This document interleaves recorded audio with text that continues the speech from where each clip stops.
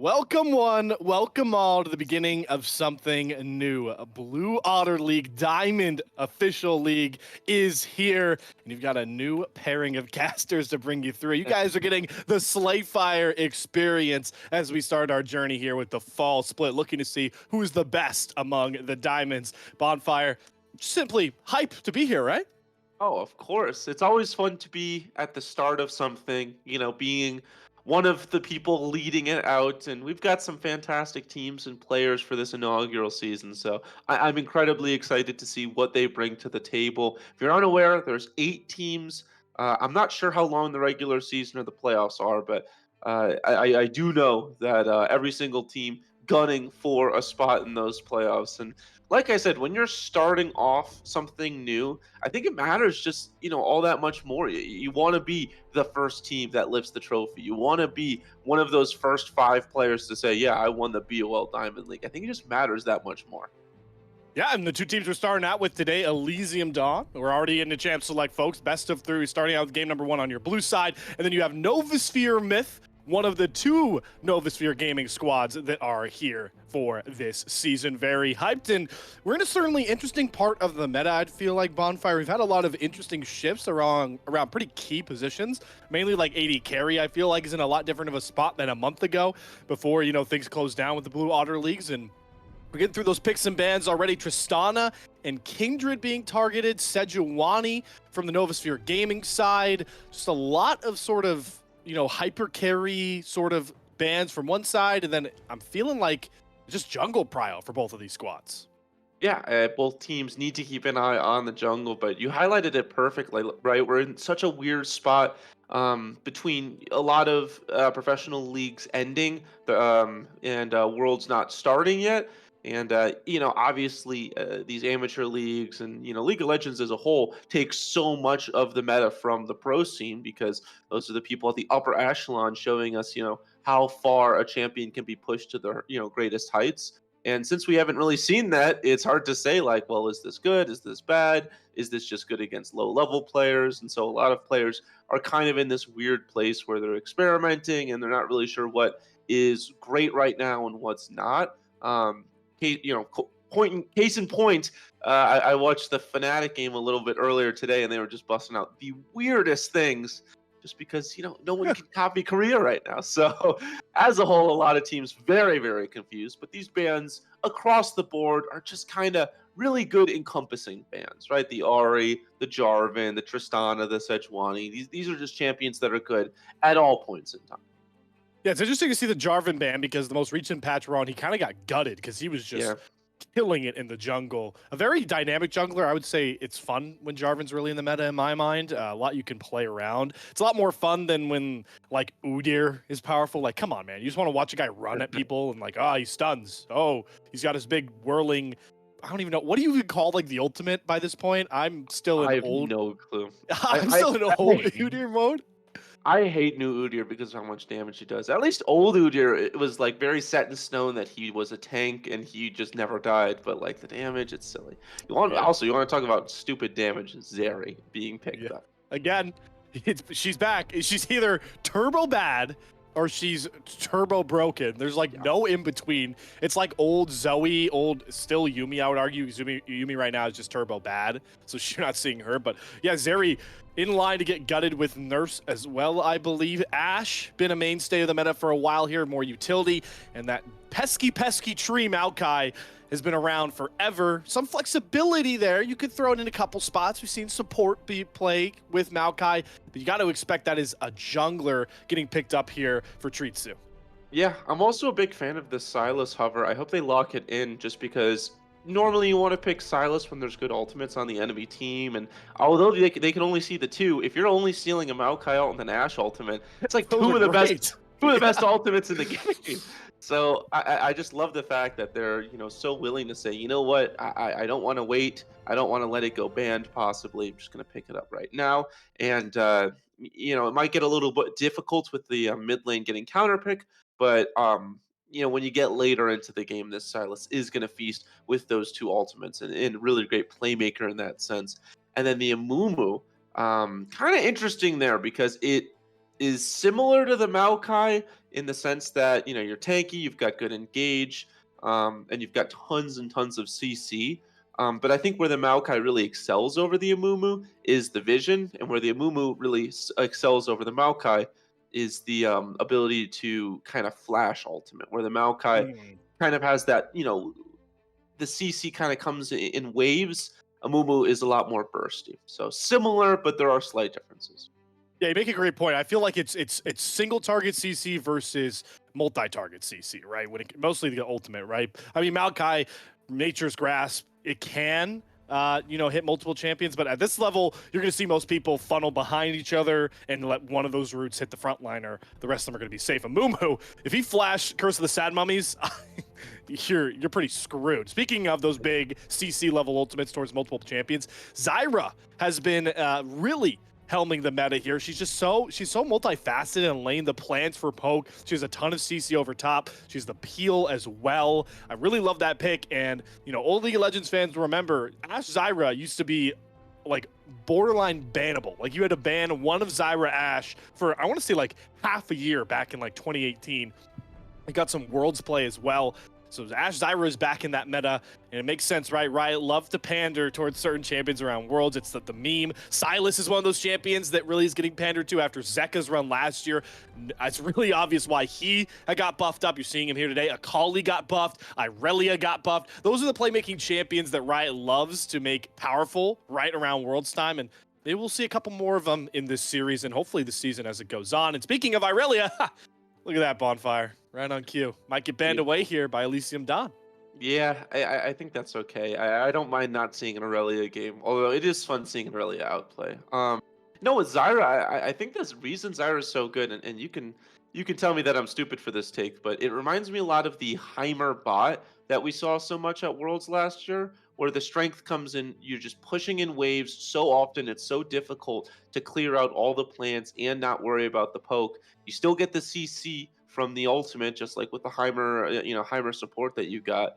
And yeah, it's just droves of AP as well, where you might not have to go AP mid or AP jungle and just throw your AP onto the support because just like the Heimer, the Zyra still will do damage, but they are going to pick up the Talia. Another pick that has seen some buffs in the last couple of weeks and is starting to feel pretty darn good, especially with the way that the items are working with the Talia. Yeah, and Blue Water family, I know you're just getting to meet myself and Bonfire here on the cast, but if you'll see it, I love to take the piss out of Bonfires. Takes a lot. So whenever I get the opportunity to, I usually jump on it. But unfortunately, Bonfire, I do really agree with your Zyra take. It is a lot like Heimer. It is just shoving in waves. There's plants instead of drones to worry about. It's a really, really annoying early game and can become really effective later in sneaky ways. But a good way to counter all that poke. I really like this pick from Elysium Dawn. They're going to put Waffle on that Soraka to just try and out-heal the poke in lane and out-heal any sort of burst from the pick potential of those crystal arrows. And there's no way that Teemo's getting locked in, by the way. Yeah, come on. Now, you can hover it all you want, man. I know Yeah, you're not locking it in. It's going to be a Scion. Maybe Malphite banned away. Yeah, okay. But that really establishes a pretty good front line. If you're going to pick Soraka, you have to have a solid front line. A Mumu Scion, pretty good. I'm liking this Elysium Dawn comp so far to start out their season. Yeah, I think that's a fantastic comp, right? You've got the front line of a Sion, a Mumu. You've got the go button that a Silas and an Mumu provide. You've got Soraka and Zeri in the back line. And I actually think Soraka's kind of slept on as a support, a supportive support. You normally think of like a Lulu or a Yumi to kind of be better in that regard. But I think Soraka can really sneak up on people with the healing.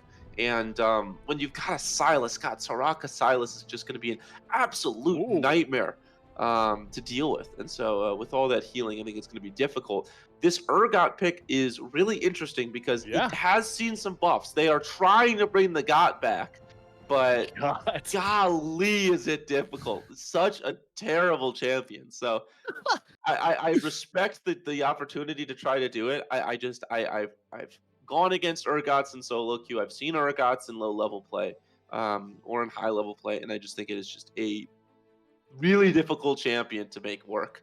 But if you can make it work, a fed Urgot is one of the more annoying things to have to deal with. Yeah, certainly can be very, very annoying to deal with. But we've gotten through. Oh, let me just make sure. We got through our first set of draft here, and we've gotten to see what both of our new coaches have been able to put together. That would be a Yasuo player and Gizmo. And speaking of coaches, Blue Otter League is brought to you guys by Coachify.gg. It's a new platform for esports coaches with zero commissions. So make sure to sign up because they're a big part of why Blue Otter has all these fancy graphics, put us here, and everything else. And these coaches, I'm sure, would also endorse it as they've put together a pretty good draft, even if Bonfire doesn't like the Urgot too much. I'm sorry. Look, I'm not trying to hammer it home too much. I've got my own reservations about it. But across the board, very good picks. I've seen much worse, believe me, and so have you, Slayer. We've seen some Oh, much more troll drafts, so do, you could have done much worse than this. do we tell the story? We The haven't told it to new Blue mid. Otter. Yeah, you tell it about our All first right. ever cast together. How many Yeah, years ago true. now?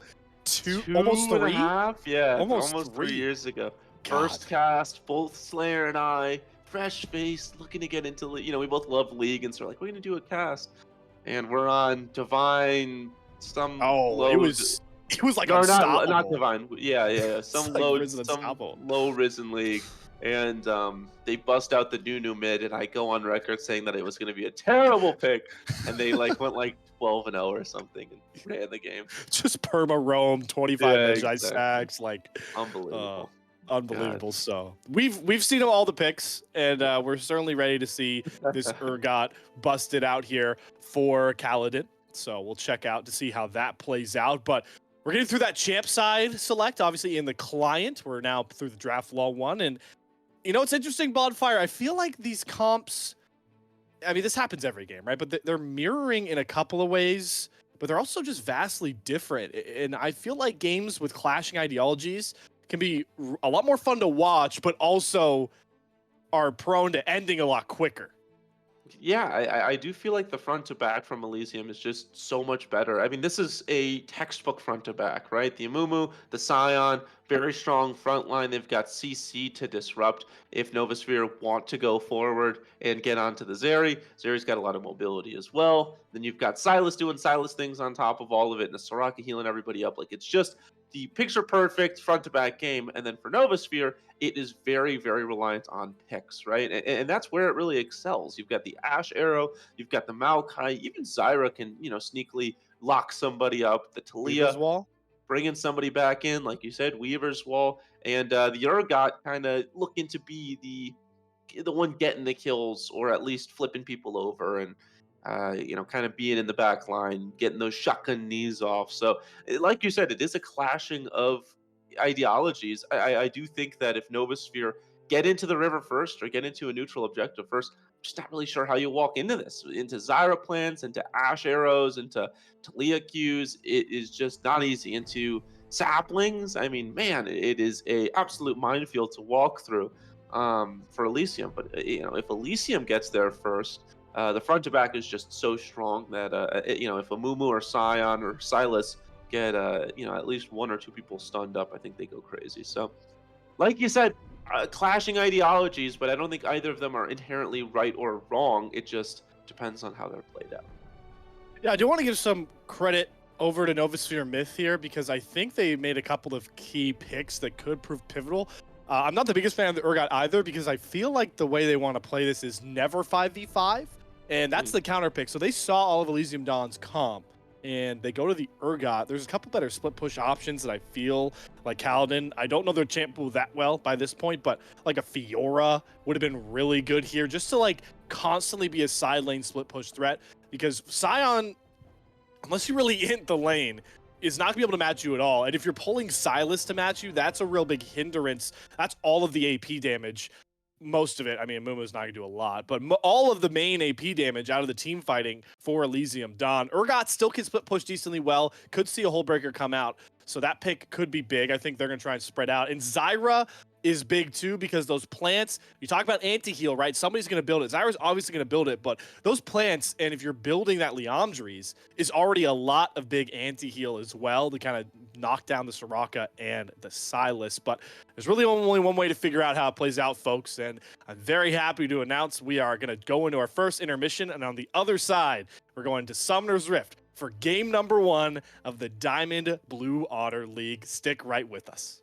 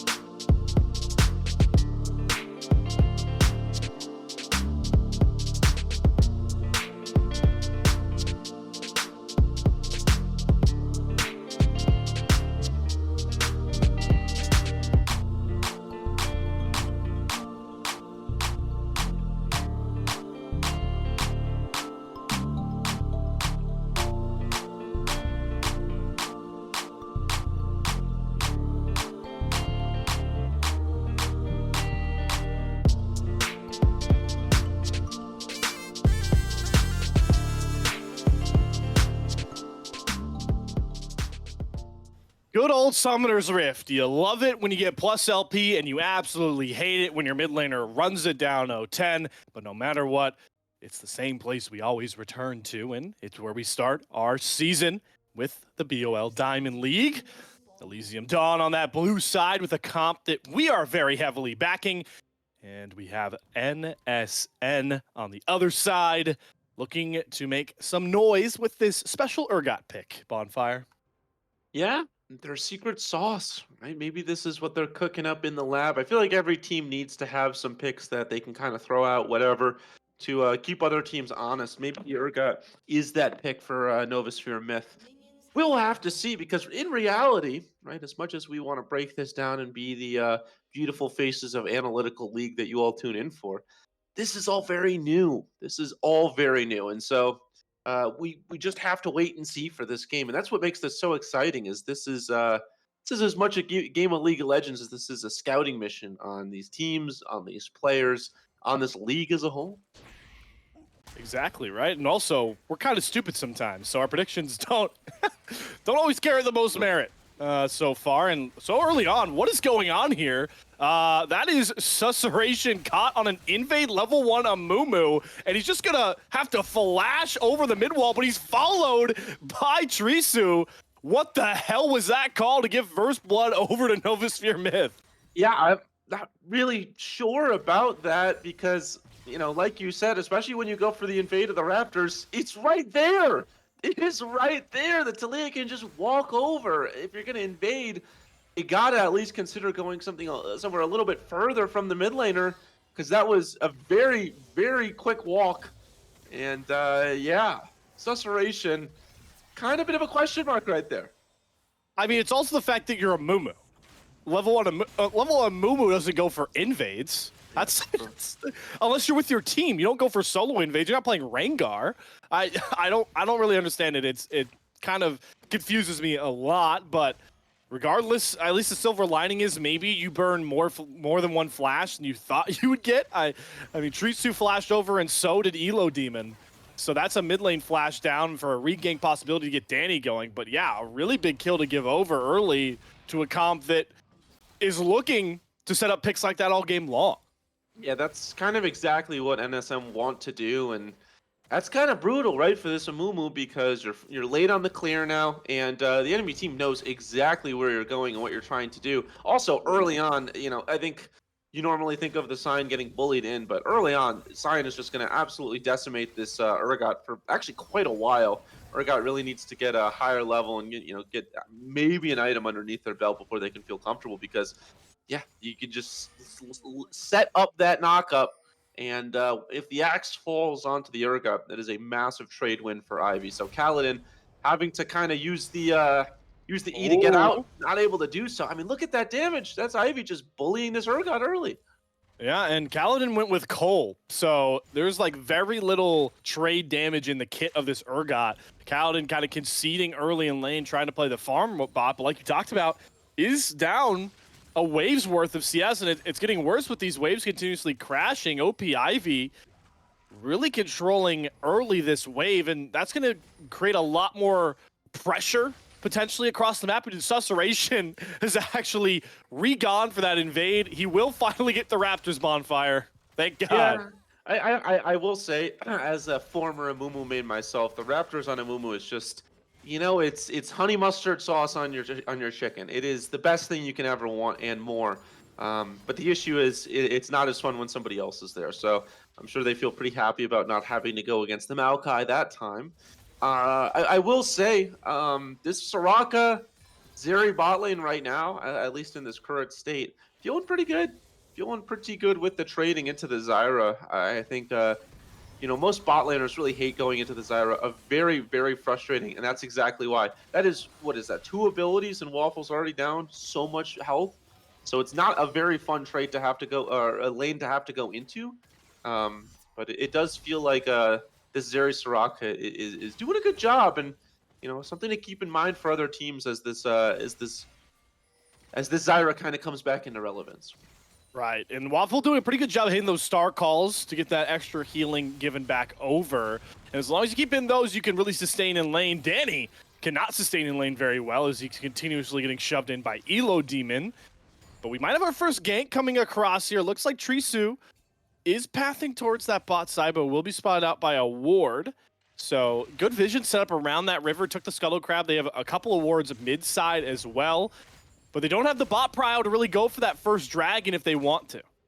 Yeah, it's not easy, right? Like you said, they don't have the bot prio. Rescued is already so low, and it does feel like the Zeri just hits like a truck. I think also kind of an underrated reason why this Zeri is not getting as much use onto the or why this Zyra isn't getting as much use into the Zeri lane If you watch this Zeri, I think most other bot lanes, it takes, what, 2 autos to kill a plant? Zeri can just Q once and then auto, and it's already dead, so I'm seeing some strength from that. Again, I'm just kind of marveling in the Zeri versus Zyra. How often do you see that matchup?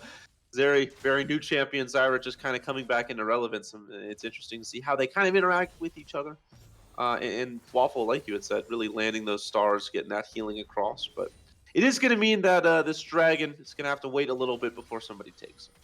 I think you bring up a fun little point to think about on the grand scope of League is like, especially for guys like us that have been casting for so long, is you're going to see a lot of matchups all the time, right? You end up seeing a ton of jungle v jungle bot lane duos that come across. Some are like timeless, no matter what you're talking about.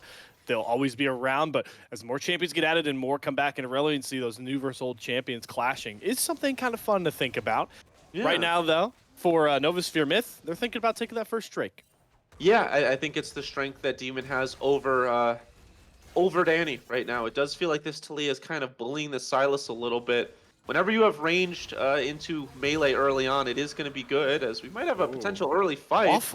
Waffle is out dueling rescue. There's Danny going in with the chains forward onto Elo Demon, just burning down this Talia, and here comes the Zeri. It's Idris to pick up the kill, forces a flash out of rescued as well. Who said early game Zeri isn't powerful, just causing so much chaos. Multiple flashes burned, but it's Elysium Dawn on the board with a kill.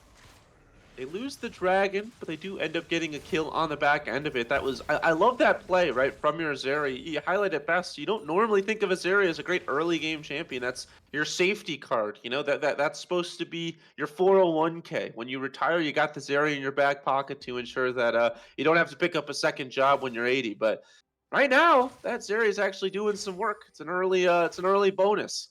As I enter the corporate world, this is all I know is corporate talk. But it's beautiful to see, right? And I like going in, hopping, riding the wall, Tony Hawk Pro Skater style, and getting some early kills, getting some early bonuses. Who needs a 401k bonfire when you make millions day trading in your 20s? I do. I don't make millions day trading in my 20s. I'm sure somebody does, though. Yeah, you don't. There's no way you do. No, I don't. Maybe Idris does. I mean, that was the metaphor, right? If you don't need the 401k scaling on Zeri, it's nice, but if you just get to those itemizations early with kills early game, it's not really going to matter. You might not get to that late game power spike the way your team is playing so far here. But, you know, I want to talk about Wolf of bot lane, there you go. Well, what I want to talk about, though, is we kind of already saw the clashing ideals of these two teams in that dragon fight, because early on, right, you talked about it was Novaspehere Myth. They have the range advantage in a lot of metrics. They have the poke. They have those plants, Talia throwing all those stones around, the volleys coming across from Surge. But if they're not careful, the engage in the in-your-face damage from Elysium Dawn can overpower them. That's kind of what ended up happening. Yeah, it kind of just comes down to once you get picked off, it turns into a front to back, it gets really difficult. And it also comes down to Danny doing a really fantastic job locking up that Talia. And you know, honestly, the Zeri riding the wall was kind of the best visual aspect, and it is what secured the kill. But credit should go over to Danny. Most of the damage, most of the CC did kind of rest on that Sylas, and so Danny's able to get engaged like that. That's really where it's all going to come from. Does end up getting rooted up here, but this is where the Maokai ultimate comes out. He stole one back, and it's a huge ult, but he gets hit by the Crystal Arrow. But Idris able to burn Elo Dawn first. Elo Demon, there's the Curse of the Sad Mummy to catch rescued out. Elysium Dawn get caught by Danny, but they turn the fight around and are going to pick up. I thought it would be a triple kill. Looks like we're going to flash topside. There were OP Ivy finally getting thrown under a turret. Fear Beyond Death isn't enough damage, and he just runs his way out of a top lane exchange. Overall, though, Elysium Dawn winning the fights when they matter. Oh, yeah, and getting them onto the right members as well. Idris, or Idris, or however one wants to pronounce it, doing a fantastic job on this story. The richest person on the Rift right now. Doing a little bit of day trading, doing a little bit of sports betting, doing a little bit of, I don't know, what makes you tons of money in this current economy. Whatever it is, they're doing that and more. Unbelievable. Crypto. NFTs. Not right now. Not right now. no. But doing great across the board. 3-0 and 0, 82 CS as well. I mean, this is a very, very strong Zerian. It's a very scary member to have to go into, right? Because this is a composition that is really supposed to strengthen this Zeri. You've got a Soraka, a Sion, and an Amumu. And even though you normally think of the Silas as kind of doing their own thing, kind of waiting to get onto the back line, trying to create their own plays, realistically, with an Ashe and a Maokai, this Silas will just be setting up this area as well. And so if iTrees can continue the way that they are going, making their money, then it is going to be a very tough game for this mid team to go into. Yeah, certainly will be. Didn't really get talked too much about runes, though. I do want to pick your brain, as we might not get to, as OP Ivy does get thrown over this Urgot shoulder. Kaladin starting to really come alive on this Urgot when those itemizations come across, but man, that axe slam down, making sure those trades are still good in OP Ivy's favor. And they'll both walk away from that. But what do you think about, as we get to see Danny does get a good bit of damage down, but gets thrown backwards. First strike as the melee mid laner into range. I'm curious how you feel about that.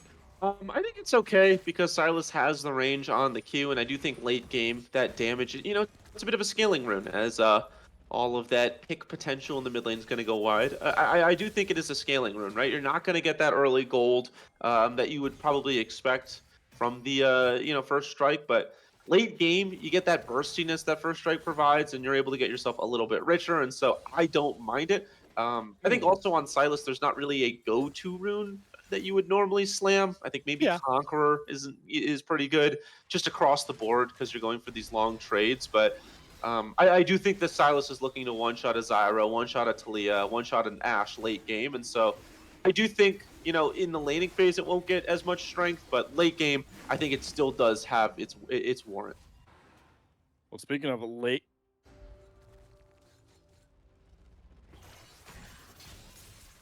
Slayer? Well, it's looking like Slayer might have DC'd. Oh, hearing him come back. classic Discord bug. It Yeah, every it happened. once a broadcast, get used to it. Hopefully, it won't happen during fights, as we might get one here from Danny in the mid lane. There's that the root lands from Waffle. Elo Demon having to flash out of it, but Danny is out of cooldowns, so we'll be able to walk away from that one. A supple onslaught, the scary sound chiming in the background that makes everybody on the enemy team fear. But it was actually just for OP Ivy to get back topside, so no worries there. Well, unless Kaladin has something to say about it. Going for the exchange, throws Sion over his shoulder. This is a bit of a wet noodle fight, but Kaladin losing HP and can't chunk through these turrets. It's auto after auto. The axe knock up Kaladin in some serious trouble, has to flash away. How about OP Ivy Sion in this 1v1? Yeah, and this is the issue with the Urgot, right? That is all the damage an Urgot can provide. That was every single shotgun knee. You've got your E out, you got your Q out. I mean, that is as much as you can do. Oh, Susurration! Curse of the Sad Mummy gets the kill on the Kaladin. This is one aggressive Amumu that might pay the price. The Blasco creating some distance, goes back in. The stun lands on Elo Demon. Danny's here now as well. Nature's Grass comes out, but it won't find anything. OP Ivy picks up the kill, and now Elo Demon has to be careful. Dodges the first knockup, gets absconded, abducted by Danny. The kills are coming across, and Elysium Dawn are starting to run away with this one. Yeah, this is going to be difficult to come back from at this point because there's a Fed Zeri. Their Scion is now 1-0-1 with the most CS, or second most CS in the game. I mean, this is going to be a tanky Scion. This is going to be a high damage Zeri, and Danny and this Amumu are finally starting to get some kills as well. I mean, across the board, just beautifully played right there, and I love the way they're doing it. Ooh. Hold on now. Lightning Crash, Stranglethorns comes out, but a good flash from Idris. Can he get the slow? He does, on to Rescued, but the root comes across to keep him safe, and he has to flash out, and oh boy, Tritsu now getting jumped on by Danny, but still not enough burst ability. Some key roots keeping Idris from absolutely popping off on the Zeri. No kills come across. Yeah, nothing right there, but they do get the flash out of Zeri, but there still is a cleanse. And so that is kind of where it comes from, or where the issue comes from, is this Zeri is going to be so hard to lock down. I will say, getting the flash out of Zeri is pretty strong. Surge hasn't really been able to get into this game as much as I think an Ashe would want to, and hasn't landed an arrow yet. It feels like that has been super high potential to do anything for the team, and so as a whole, I said earlier before that, previous scuffle, it does just feel like Elysium are just doing a fantastic job across the board, playing aggressive when they need to, like Susurration going in under tower for the Curse of the Sad Mummy kill. Crazy. That is insane. But, knowledge that the team was going to be behind them. And then also playing a little bit more reserved, playing, for their lives when they need to. Idris using that flash to get out of that Zyra ultimate. And so really impressed by this Elysium squad so far. It feels like they're playing really well as a team, and it feels like individually they're all carrying their own weight, and then some. My question is, if this is what Susurration looks like on a Mumu, here we go. Lands the bandage toss, and it's too damn easy, the combo. And Susuration's not done. Doesn't land the second bandage toss, but is still cornering Kaladin and Tritsu. Feels like Elysium Dawn just can't make a mistake right now, anytime around the map. Yeah, and I love that, right? Using the Hextech portal to go in, that is one of the best ways to kind of show that you're getting into weird places, and you're never going to expect a portal onto the back line. That's exactly what they did. Ivy's going to have to be careful here because although Susurration is out, well, actually, I take that back. They just want to go in for this. That was early cancel. Gonna land. Yeah, it's an early cancel, but it does. I will say it does force them back, and so yeah, the Rift Herald gets the crash, but Kaladin gets nothing of that. And so I do love that, right? It's an early ultimate. You don't really get a ton from it, but it does ensure that Kaladin, a member that I'm sure really wants the gold, isn't going to get any of that crash. Yep, it only goes over to his jungler counterpart, who now shows back up to try and get Kaladin some gold. Good jukes from Kaladin. The shotgun knees walking around OP Ivy, but the grass roots are doing so much and nearly finds an outplay for OP Ivy, but he finally falls. Good pickup there for Tritsu. It got very, very dangerous right there. OP Ivy almost killed Kaladin, and that would have been a disaster, right? But they do end up getting the kill. I will say, take a look at who got the kill. They really wanted it on this Urgot, but it ended up being Tritsu. Just with the way that it all happened, they needed to ensure that the kill came across and Kaladin didn't fall. And so the most fed member on the team right now is the Maokai. Probably not who you want with the kills, especially when you've got an Urgot who, look, I'm going to continue to go back to it, is probably not one of the more meta picks, needs the kills to really show the importance. Doesn't really have the gold at this moment. Down in CS to a Scion, down in kills to a Scion. Just feels really, really rough. But late game, Urgot is still a scaling champion, could still show its worth. Yep, and did just pick up that first item, got the Black Cleaver, and we'll be able to teleport back in. Something interesting to see, Bonfire, we are 18.5 minutes in. No first turret picked up just yet. Yeah, I think both teams doing a really good job defending their turrets, ensuring that it's going to be difficult to get one. I do think that this top turret sure to fall soon for either team. You got the Rift Herald drop, and you've had the Scion demolishing it every now and again. And so it does feel like this first turret top is definitely on its final legs for both teams. I think this Rift Herald could be fairly important, right? Because you get this first Rift Herald, that probably means first turret. And you get the gold from the Rift Herald as well. So both teams highly prioritizing it. In fact, we see all 5 members on both teams, except for Adries, coming up to see what they can do. And I might be caught out here. Oh, well, it's hard to burn down the Scion. Can they get through him? Nature's Grass, a bunch of ultimates utilized, but Waffle's here with the healing. OP Ivy won't die until Fear Beyond Death claims him. Asher on the back line, but Susurration going forward, trying to burn down Rescue. He'll find that kill. Danny picks one off onto Tritsu as well, and now he's turning his sights forward. Abscond abduct on to Urgot. It's Surge versus the world. He'll find one trade. The cooldown's not there for Danny, and look at Surge find the outplay. It's now all down to Susurration, 1 versus 2, but he's got some damage in his kit. Just has to start putting on those dancing shoes. Just misses the bandage toss. Smite on the Elo Demon, but he's so pesky, running away, throwing stones back at his face.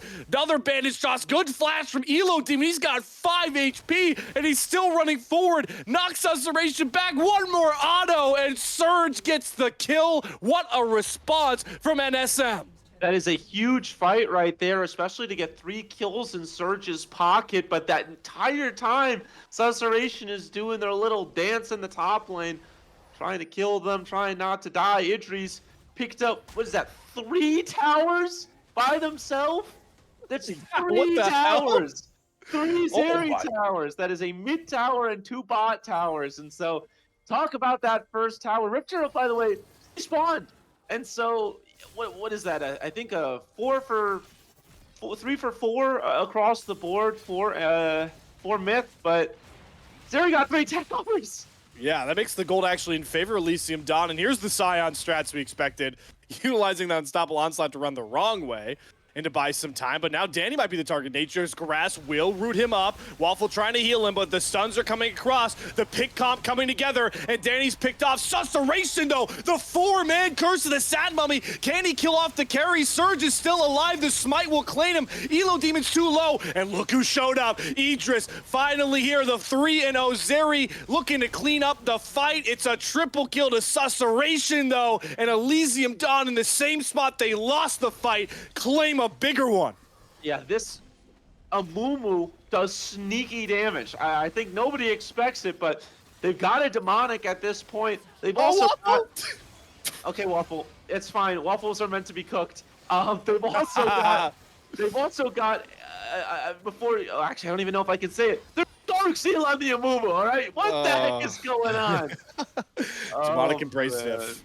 Is Tricio gonna go for this? Oh, what the hell was that? Flashes into the pit and steals it back for Novasphere Myth. What a game one we have on our hands, Bonfire. Oh my goodness, that might have been a potential game-saving steal as well. Tritasu seeing the writing on the wall, seeing that this Amumu and this Zeri and everybody was starting to get big, needed to ensure that a Baron didn't snowball them too far. What a steal right there. What an important one. Does end up losing their life for it, but very, very important. And I just need a break, man. I just need these teams to take half a second. Holy moly. Absolute pandemonium across the rift in these last 5 minutes. But does give me a chance to really highlight the fact that this isn't a Mumu with a Dark Seal with 8 stacks. And you just don't see that. A Demonic, sure. A Dark Seal, never. I mean... You want to die as the Amumu, right? Like, you're going into the back line, Curse of the Sad Mummy. But that's where a lot of the damage coming from in these fights. You know, in this last one by the Baron Pit, when they ended up winning, when they had the Danny pick early on, did feel like they were going to lose that. And there was a lot of damage coming across even before this area had come. And that's just kind of that Amumu damage diff.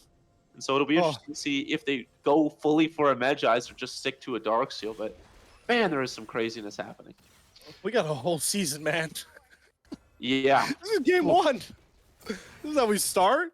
What does that mean for the rest of the season? Good pickup there, though, I'll say, for Novasphere Myth. Great recognition from Treat 2 to go for that Drake. He saw the Susurration and went for the reset. So that Hextech Drake was for free. Nobody on Soul Point just yet. Both teams now at 2. The gold lead still in favor of Elysium Dawn, but could evaporate if Novasphere Myth can utilize this Baron on, I believe, 3 members to pick up some gold, because there's all the turrets still up for Elysium Dawn. Yeah, they have a great potential to do something as, here's back at it. Susurration. Oh, man. Back at it again. Both Bandit Styles curse the Sad Mummy, but here comes the response. He went for the tanky target and might pay the price. Surge in the front line, firing those arrows away. OP Ivy doesn't get the Unstoppable Onslaught knockup, but Waffle is here. The ambulance has arrived, healing up OP Ivy. He just will not lose HP. Wish comes out as well, and now we have a double turn coming out. Danny, abscond abduct, hits Kaladin, has to go gold. He's in the middle of all of Novasphere Myth, but he flashes away, picks up a kill. Idris now trying to frontline so many low health bars, but can't convert on any of the kills. And all of Novasphere Myth are gonna have to limp away from this tier 2, but not if Susurration has something to say about it. Is he taunting them? What is this? He's zoning them. Yeah, he's zoned off half of them. I think they're waiting for waves right now, and Surge and Rescue, they need to be rescued. Oh, the double knockup from OP Ivy says the rescue mission has failed. Oh, I love that right there by Susurration and the team. I mean, they are playing with no fear at the moment, recognizing their strengths and where they're going to get their gold from.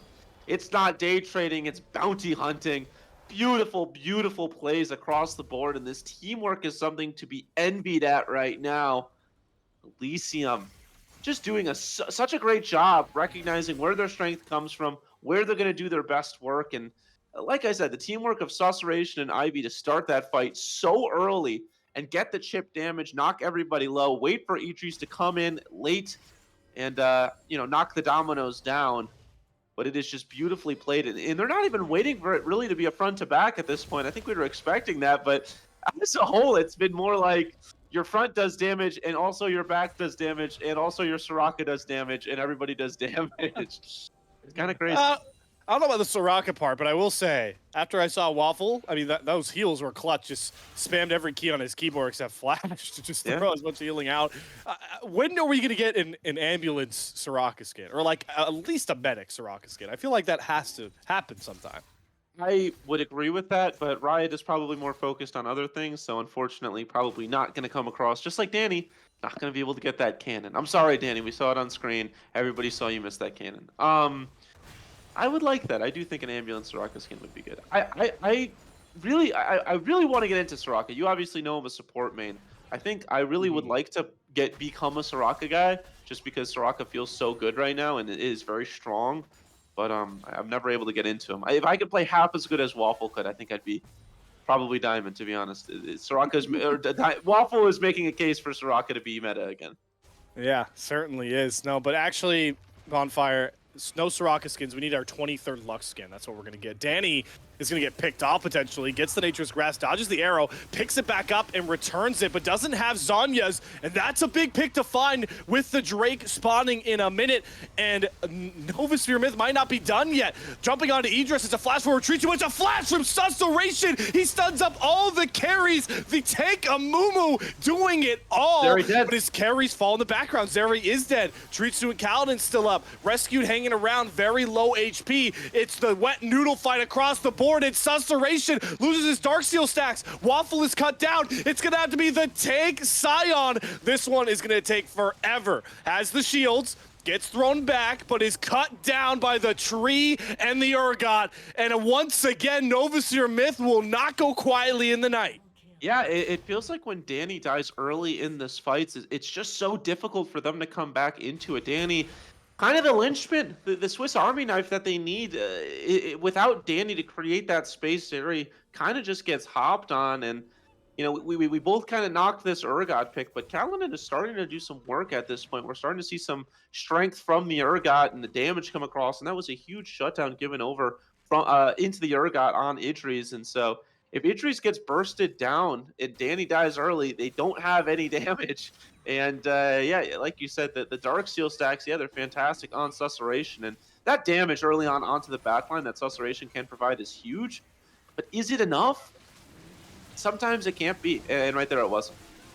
And right now, the damage is dropping on his Hextech Drake. Wow, that was burned in half a second.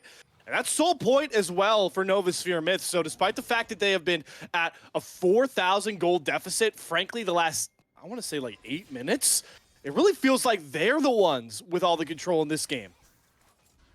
Yeah, it does feel like right now they're kind of in the driver's seat. You know, we talked about the scaling on Kaladin. It feels like that has been the difference. When Kaladin does damage, these fights look a certain way, but they want to fight without Kaladin right now. And with Kaladin in the bot lane, Baron is in their eyes.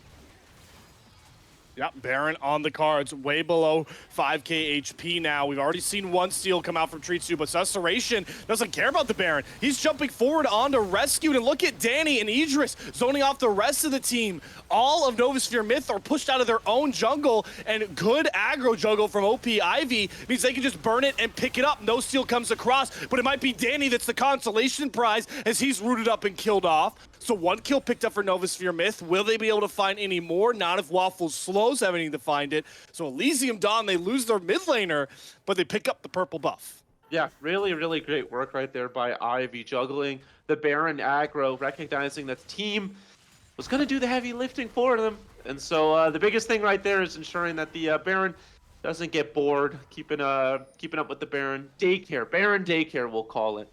And making sure that the big purple worm still has a target. And when Susurration comes back from their little scouting mission, they can just burn it back down and end up getting the buff. And so pretty important stuff right there. It does feel like we're starting to see the shortcomings that the Sylas has.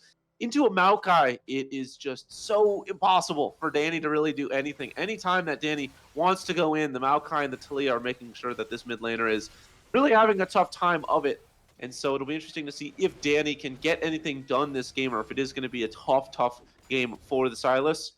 But across the board, even with the 5 deaths, even with kind of falling off like Danny is, still doing important work spacing out, and that's kind of what this Sylas needs to do, right? If you're not getting the kills, and if you're dying a lot, you might as well die in important ways. And as the Baus famously said, there's the difference between good deaths and bad deaths.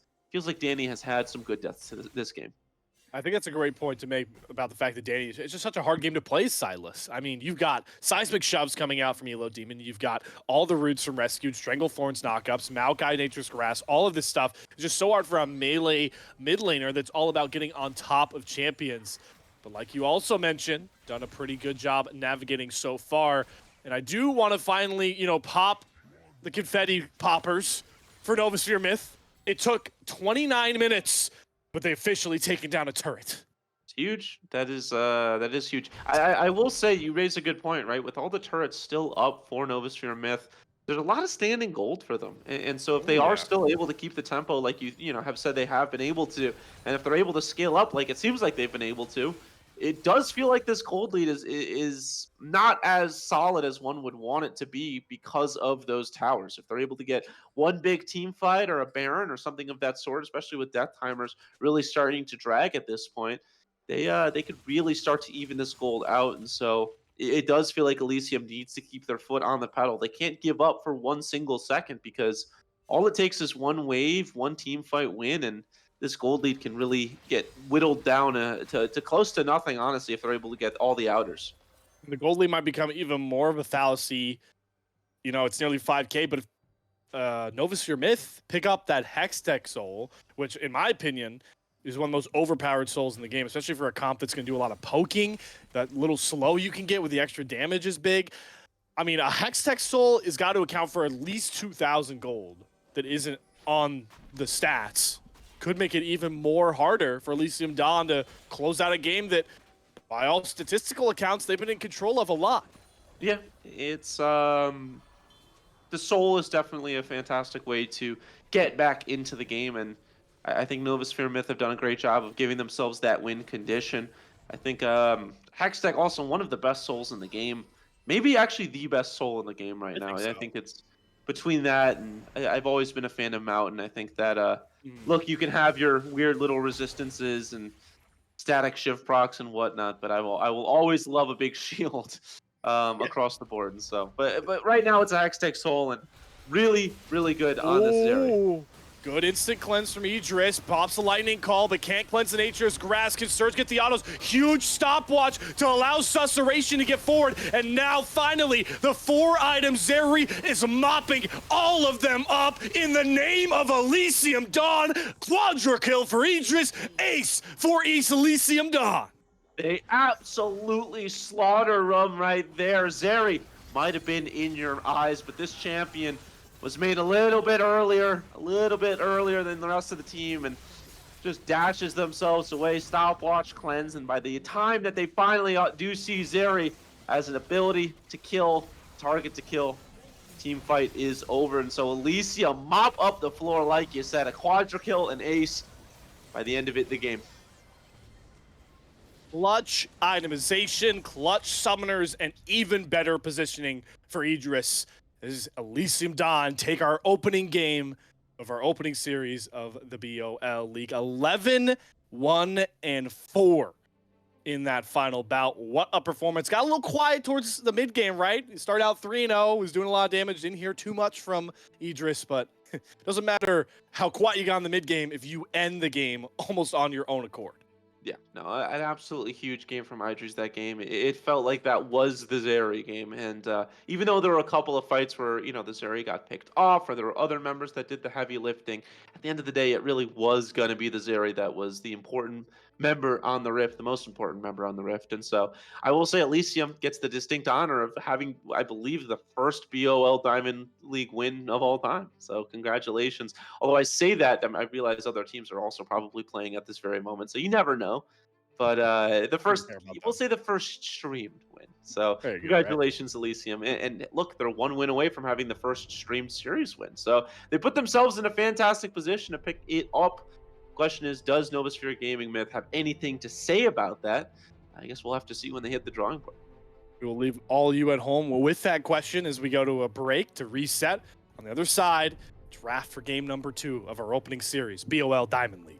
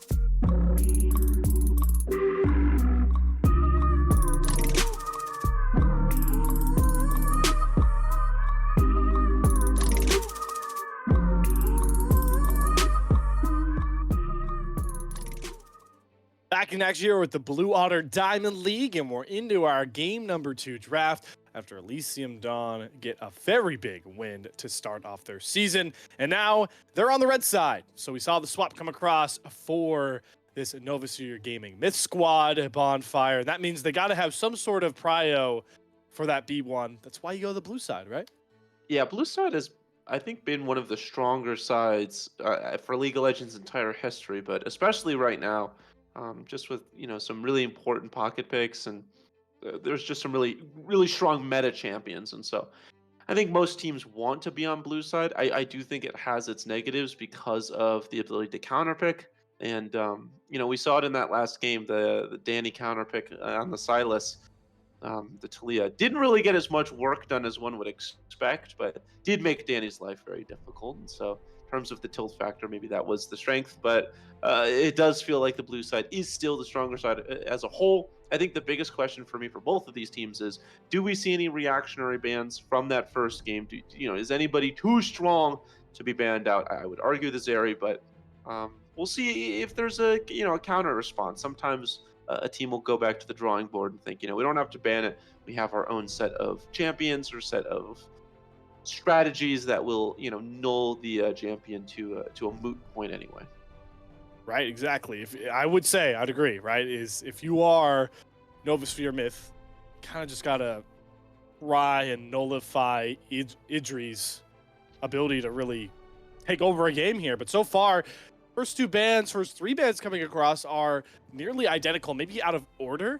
But Kindred, Karthus, Sejuani, yeah, there's Tristana too. All 4 of those are repeat bans so far. This is where you really got to see if we get something new. This is where Novaspehere Myth, would you go for a Zeri ban? You haven't banned an AD carry away just yet. Still a lot of options. Yeah, I mean, if it's me, I ban the Zeri just because I think Zeri is kind of insane right now. And it's a champion that is very difficult to go against once they get fed, and so that last game felt like a formality to go into just Not my because of that boy. Zeri. Ezreal's going to get banned out. I think that's kind of an interesting one, just because Ezreal always kind of the safe pair of hands. I think that people go Ezreal when there's not really a great AD carry to go, and it's just a good AD carry, right? There's going to be consistent damage. There's ability to get out of fights. There's a lot that Ezreal does. It's a good utility AD carry, and so I'm surprised to see it banned away. But it could be a potential pick that Idris really enjoys, and I guess or Idris really enjoys. So we'll have to see why that was banned out. The Maokai being picked up again feels great. I think the Maokai was a very strong part of their team composition. But it does mean that they're going to give over 2 picks to this Elysium squad, and yeah, Rel, you get Rel Kaisa bot lane. You're never mad about that. Yeah, so Waffles, really different support style switch, right? Rel does everything the opposite that Soraka wants to do, but we'll see if Waffles can show off Whoa, some mastery early. There's no way Callista's getting locked in. Right, I'm just gonna go. whoa, whoa, Well, whoa, Callista whoa! is like, if you had to rank champions that are most out of meta, the top 5 Callista's on there, right? I mean, Yeah, Callista's not great right now, and then also you're pairing Callista with the Renata instead of like a Nautilus, which Nautilus is very good right now. This is okay. if I say anything, I will be in big trouble. I don't like it. I don't like it. I would be fine. I don't like it at all. I think that if you're gonna go Callista, go full send with a Nautilus, and you really have to, but you kind of halfway it with a Renata. I don't know. I don't love it in at all really. And so we'll I have to see if it's good. I don't hate it if you soul bind to treat Suzu. Then you And just later in the don't game, you just don't well, have an AD carry ultimate for like the entirety of laning phase. yeah, it's tough, right? It's a sacrifice you'll make. I mean, Callista's not really too much about lane, anyways. I'm trying to think. I haven't casted a Callista in at least a year. That's like how out of the meta she's been. And on the other side, Elysium Dawn, they're just grabbing those meta picks, right? So it's Silas back in Danny's hands. A lot of great ultimates to steal there too, right? You get the Nature's Grasp again. I think Hostile Takeover is a sneaky ultimate to steal that could be really, really impactful, especially for Danny, who is going to have people jumping on him. He's going to get that immediate effect, right? Off of that ultimate as well. The bans going through already in the second phase. It's really mid lane versus top lane focused. Despite the fact that Novasphere Myth are down 0-1, a lot of similar bans, right? They take the Malphite away again. I don't know if Kennen was one of the bans, but they're really just targeting OP Ivy again. But the Scion is still open if they want it. Ooh. The Senna, Rel jungle. Rel jungle. So it's actually Susurration that will be playing the Rel. That makes a lot more sense based off his playstyle, to be honest. Yeah, I actually kind of like this pick as well. I do think that Rel Kaisa is a very strong bot lane, but when you're going into a Renata Callista, it's just going to be so difficult for the Rel to do anything. Renata is a really strong counter pick to the Rel, just the ability to kind of push the Rel away whenever the Rel wants to go in. And so I like the pivot. I think it's a pivot. I think that would be my guess. I don't think they were Yeah. thinking Rel from the get-go, but with the way that the picks came across, I do like the pivot right here. And so this Senna is going to do a lot better into a Callista Renata lane, and then this Callista Renata lane is looking even worse, right? Because you think Callista has a tough enough time going into a Kaisa. Talk about Senna poke as well. They're never going to be able to really out damage a Senna Kaisa early, and I think normally, you go into a Senna Kaisa, your first thing that you want to do is just kill the Senna, because Senna has such low health at the start of the game, level 1, to level 1. But right now, I'm not able to do that. Please, dear God. Okay, thank God. I thought they were actually going to lock in the Quinn. That's worse. Okay. Quinn into Renekton, I get it, is a good counter pick, but it would just completely throw the entirety of draft. Take the loss in the top lane, go tank. The rest of the team will do well. Bruiser's fine as well if you have to. If you want to go split push, sure. I get it for the damage into a Renekton. Just do not go Quinn. I beg of you. And I don't think they will. This is going to be the second game in a row. Oh, no, never mind. So now we finally have OP Ivy getting a counter pick versus Kaladin. He was playing the matchup that we thought would be rougher when he was playing the Scion, but made it look really, really easy. The Jax, really good at just canceling out combos from Renekton, right? Because a lot of Renekton, what he wants to do is slice and dice, but mainly get that auto attack based stun to set up those combos and get his rage bar up. But if you counter strike, you're blocking a ton of that damage. The most OP ability counter strike is it just nullifies so much of what a lot of champions want to do. And I'm really excited to see OP Ivy on an actual traditional split pusher. It's always fun when you can find, I think the best players in leagues like this are the ones that can show multifaceted play. And to see if OP Ivy can have similar success on Scion, on Jax when he played a Scion game, would make him one of the best top laners to worry about for the rest of the season, even if we have just seen 2 teams so far. Yeah, I think that when your top laner can do multiple things, it really shows strength in many different areas. And so it'll be interesting to see if Ivy can do the carry job and also do the tank job. Kind of last game they did both, but now on a more traditional damage champion. And so it'll be interesting to see. I do think Novasphere Gaming, look, I don't want to be too rude. I think across the board, the draft isn't terrible, but it does feel like even with a lot of the counter picks and trying to pick into certain lanes, they still kind of got draft diffed. The bot lane is really going to struggle into a Kaisa Senna. I think the Rise is going to struggle into a Silas, not because of the trading that they have, but you go Rise because you can roam more than any other mid laners other than maybe a TF. But Silas can just steal that ultimate, and so you're never really getting those uneven fights where you have Rise, realm warping behind them, and you get a double kill bot, and that's kind of where the kills come from. Because in a perfect world, the Silas is just going to do the same. And then the top lane, like you talked about, Jax able to kind of negate a lot of that Renekton damage. So when you really chalk it all up and you put all the points in every category, pretty much every single lane, I think, in my eyes, Elysium feels pretty confident and comfortable in. And this Rel jungle, which really needs to get out early on the Rift, has an opportunity to do so. Rel Sun or Kaisa Senna should get pushed. I think that Jax Renekton should constantly be a battle, and Silas should be able to just get realm warp and help you out in many different instances. So I love this Elysium draft. Yeah, I mean, I'm going to give some credit to Novasphere Myth. If you can make picks like Rise and picks like Callista work, you're a unique team, right? So, and if you can play unique, you're a lot more interesting and you are a lot more dangerous than teams that can play these meta picks, because those meta picks are as you get further in the season, you get more tape, right? And we get towards, I know playoffs are forever away, but if you're slamming, like especially AD carry players, if you are slamming Zeri Kaisa all regular season long and winning, you're gonna get to playoffs and you're just gonna get target banned, and it's gonna make things a lot more difficult. So if you're Novasphere Gaming and you can get away with these Callista picks and win games on the rise, you're just throwing up more smoke screens for maybe what you really want to do in playoffs. But the smoke means there's fire, and they could just burn down this series if this doesn't work out. Yeah, I was gonna say that's great and all, but they have to win the games first. And so, yeah, if they win, that we can have this conversation. But they have lost their first game with a little bit of some interesting picks, and the second game it hasn't started yet. We'll have to see.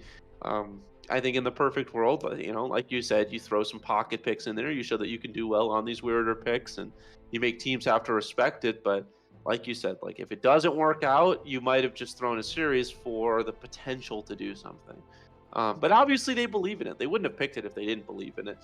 I just think that I do think that our concerns are warranted. I want to say early, I'm curious to see who this Callista picks as their buddy, their buddy on the school bus, because it's gonna really matter a lot for the way that the game's gonna go. If it's a Renata, they're probably more concerned about the lane phase. If it's the Maokai, sack the bot lane, but Callista, you can't really just sack a lane. You kind of need to scale up, and so it's really there's no good option.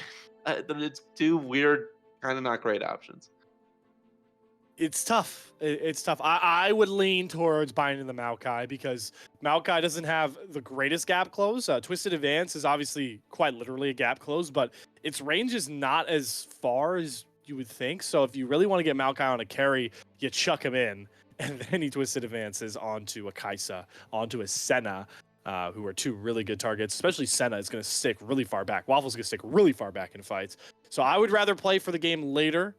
But yeah, I mean, you bring up some really, really good points about where this thing could very much go wrong. And I'm interested to see where some of these summoner choices go as well. And yeah, it's just another game where Danny's Silas just has so many good hijacks. It's going to be interesting to see the roam ability as well between these two mid laners, because you play Ryze. Ryze is weird, right? Because you play him to scale, but you also have Realm Warp. In Realm Warp, you should be making plays across the map. It'll be very interesting to watch how that one goes. We just have so many champions that you don't see right now in the meta to cast. It's kind of fun. Yeah, I think Ryze has started to rise back, no pun intended, to Nice, relevance. No, yeah, I know. To relevance recently.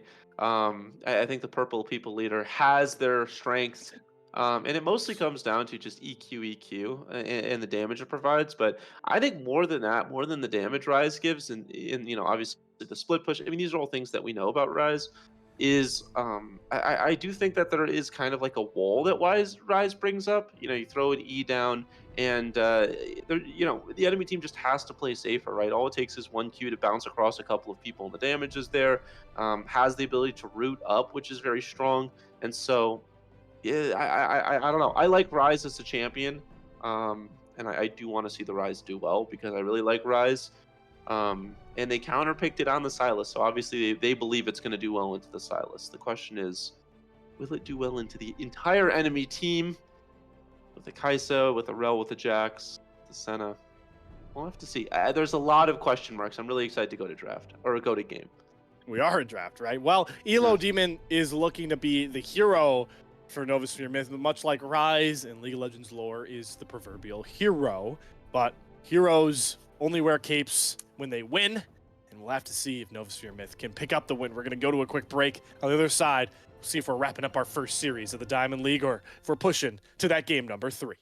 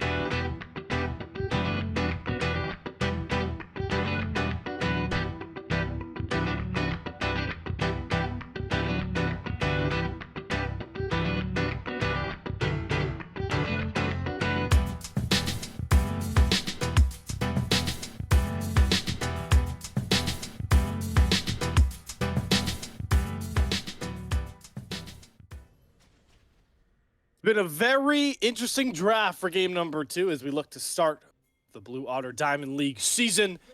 And Novasphere Myth looking to have a pretty substantial shut your mouth casters moment bonfire with some of their picks. But they are on that blue side we talked about, at least. That's a lot more powerful, it seems. Yeah, I will say keep an eye on this Callista's inventory. It is a Renata Ren. So it is going to be a Renata being the first death of the game and then brought back to life. And so your hope of a Maokai being stolen is nixed, it's old, it's dull. It's nothing, it's gone. And so Yeah. I don't know. They're gonna have to find strength in lane because if they go late game and they don't find any good ultimates, I will say the strength of a Callista ultimate also is to rescue somebody, and his name's rescued. You can kind of keep this Renata alive from picks and ensure that if the Renata gets hopped on, it gets CC'd, anything of that sort, you can like a Tom Tench ultimate. But it does mean that you don't have that offense ability that the Renata spear can use.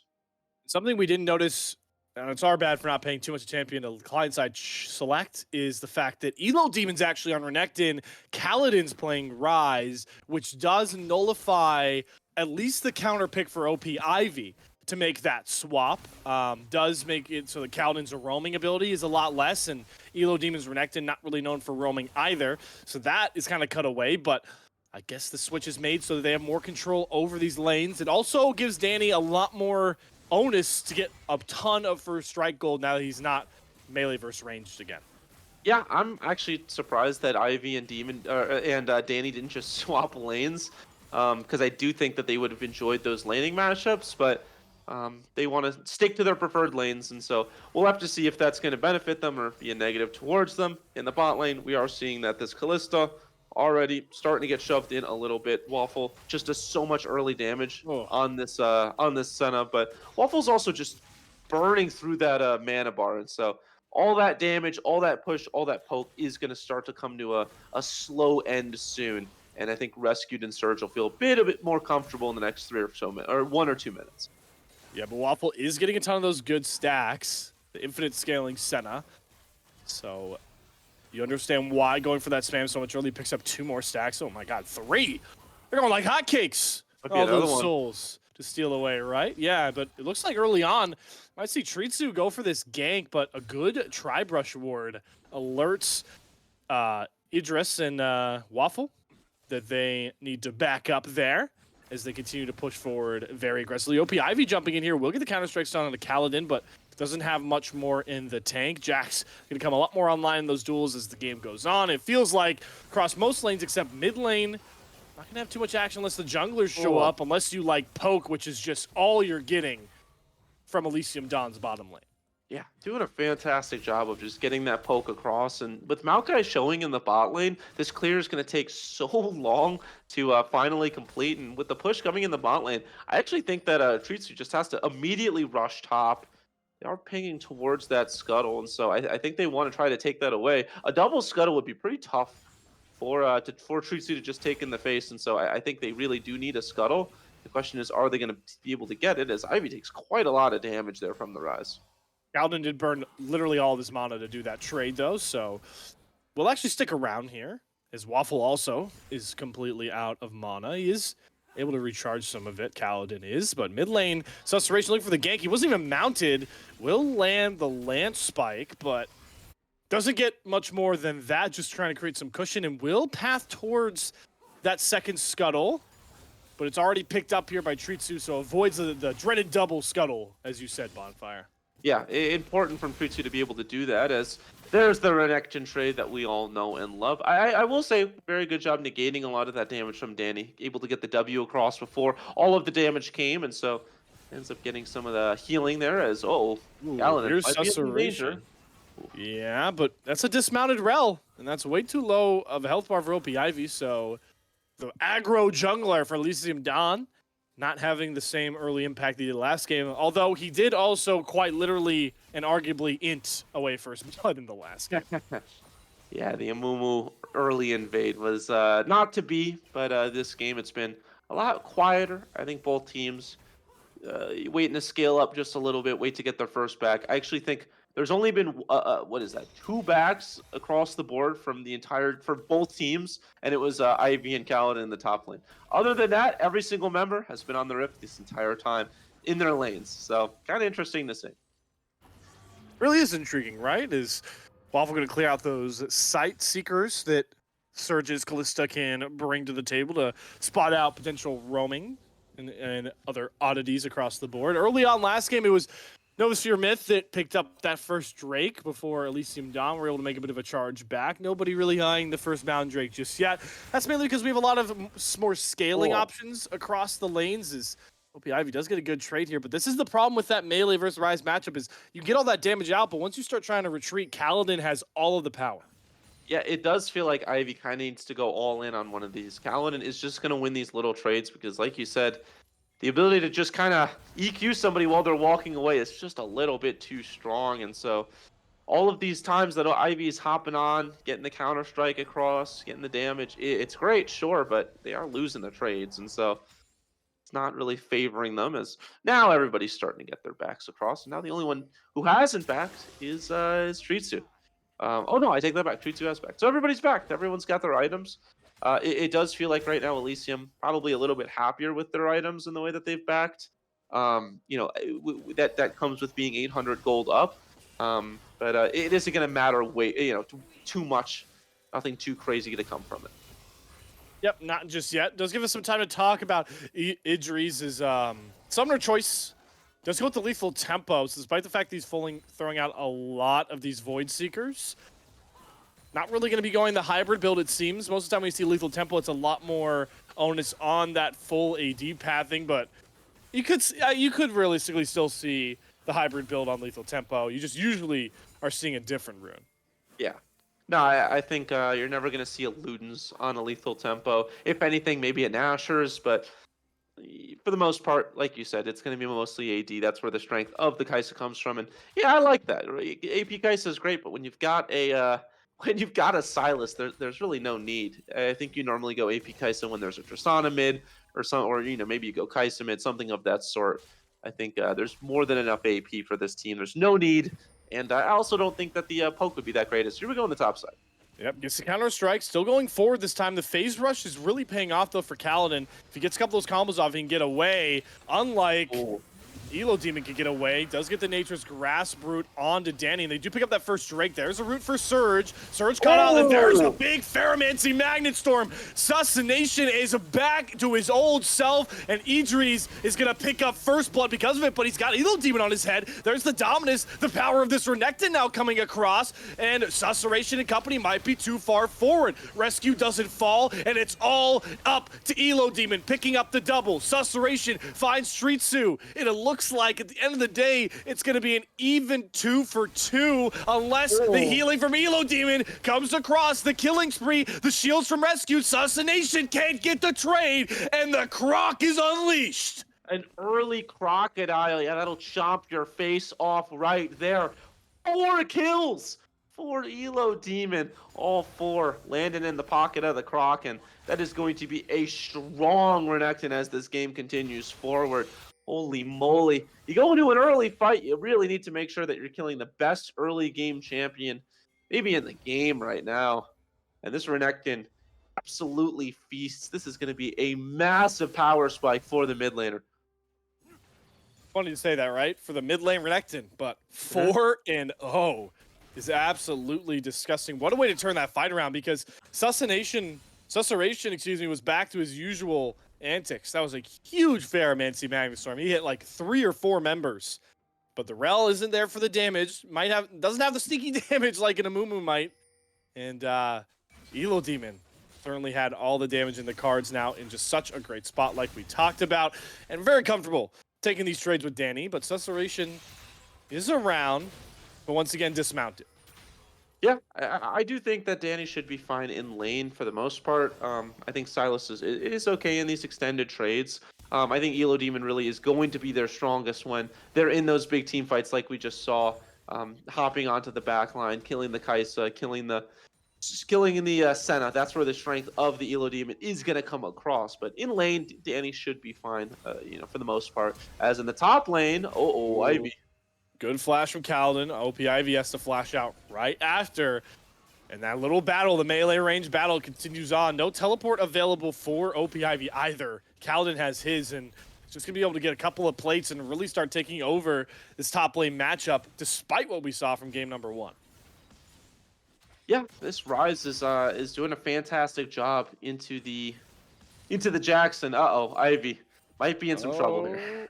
Elo Demon has to be careful. He gets the stun across with Counter-Strike. The root comes across. There's Dawning Shadow for OP. Ivy gets some extra shielding, but the dominance and the power of that 4-0 Croc is enough to figure out the dive. Yeah, but the Silas is here on the back end of it. Can Danny find this trade kill? That'd be a huge shutdown to get. Oh, the healing from the Rage comes across, and there's the Realm Warp. See you later, Danny. Not going to be able to find that trade. Real fancy footwork from Kaladin to keep his mid laner safe. Yeah, that is massive right there. If the Croc does fall, that is a 500 gold shutdown that Danny would get. Really, really important that they keep them alive. But even with it being a 5-2 kill, score in the kills department, even with this Renekton being this huge, still a gold lead for Elysium. So kind of interesting to see. I think a lot of that is in this bot lane. Stop me if you heard this one before. Kalista down 30 CS, 35 CS actually. And so, yeah. That's more than a kill's worth of gold. And also, Danny, despite the fact he's up against a 5-0 Croc, this number should probably go a bit more down, but he's up around a couple waves worth of CS on top of that. It's keeping the lead close. Oh, there's a big root. Surge has to be careful. You can get bursted down from Waffle and Idris. But yeah, he's able to stay safe. But look at this Assault Bonfire. They're just... Minions haven't even gotten to the other wave, and they've completely cleared it out. Yeah, and oh, hold on. Ooh, there's Susurration trying to get the shutdown now. We flash bot side. Rescue gets rooted and gets Void Seeked towards a death there. Danny stealing away Nature's Grass will catch up onto the Maokai. Patrizio has his team here to support him. Danny does a ton of damage, though, and they're just going to have to sack their jungler. Stun comes across onto Kaladin as well. The Phase Rush will keep him safe. But what a response from Elysium Dawn. Yeah, I love that play in the bot lane. That's just bot lane excellence right there. Land the root. And the Void Seeker to come immediately afterwards and able to pick up the kill onto Rescued. In the top lane, like you said, Danny, not something you can really count out. This Silas does quite a lot of damage, and I think that Tritsu kind of expected to just be able to walk out of that one, especially with the team behind them. But Elo Demon and Kaladin throw them to the to the piranhas, we'll say, and Danny's gonna feast right there. Also, that entire time that's happening, OPIV, it was I think a 20 CS difference or a 15 CS difference in the top side. That has now evened up. Kaladin no longer that's much further ahead, and so you know, it still is going to be a 10 CS difference. But with this wave crashing in, Ivy back up to where they need to be on the Jax. And they also picked up that first Rift Herald that's in the pocket of Susurration to watch for. It does have to Fairmancy over the wall. Good double root from Waffle. This Ocean Drake is in the eye of the beholder that is this NSM roster. They have the Ren. That's the one power of Kalista, right? You get a really big smite. You could smite into the Ren, and they just burn Baron and Drake because of that. And the Nature's Grass, you can see there, the Ren took it down from 1,200 to 82 HP, and the Secure comes across. So NSM, they might be down in gold, but they have the Drake stacking on their side. Yeah, and I think that's where their strength is going to come from, forcing people to go into this Croc. We'll say this Croc doesn't really want this fight, and they recognize that. Hold on a second. I don't think there's any way they can kill the Elo Demon. Indeed, they realize that, especially with Flash up. All they want to do is force this Croc out of the way. And yeah, you can laugh all you want, but the Rift Herald's going to come all the same. Yeah, he is trying to keep it off the turret. It does crash. No plating, though. So that's actually just an HP play. No gold coming over to Susurration or Danny. We are 14 minutes in. How have we gotten another game, by the way, where first turret is really far into the game from happening? That doesn't really happen often. Yeah, I think both of these teams really prioritize keeping their turrets alive, ensuring that, I mean, you saw early in the game not taking the backs, wanting to keep themselves alive. Danny. Last twisted advance. Danny seals away the hostile takeover, goes back in. Goodness. Danny, the outplay. He only comes away with a trade, but the way that was looking, it should have been a lot less. Yeah, beautifully played right there. I think credit should go over to Waffle as well. I think making the case for one of the better support players we've seen while casting together, just one of the best pure supports, right? Beautifully played with the shields, Soraka game before. Really, really great, fantastic work making sure everybody is staying alive probably a lot longer than they need to be. And right there, it ensured that what should have been a 1-for-0 ended up being a 1-for-1. And like I talked about, remember Silas stealing hostile takeover is deadly because he could get it out and it's going to get 100% hit rate. Renata, her problem is, right, you have to line it up and time it up because you have to be far back as that squishy support. But Silas, when he hits hostile takeover, he's going to hit multiple members, and that's also the big reason that he survived that dive because Elo Demon and Tritsu started hitting each other. Yeah, it's true. So it'll be interesting to see the use that Danny can get out of this Silas. You know, we talked about it last game with the Ashe and the Maokai. This game probably just as good. You've got the Renata and the Maokai to steal from, and you know, I've never seen Callista to Silas interaction, so I'm curious to see how that'll work too. Yeah, right. He might steal that away just to save a teammate. We'll see how that one goes off. It's another game where Elysium Dawn, they're now on the opposite side of last game, right? They were down a lot of gold.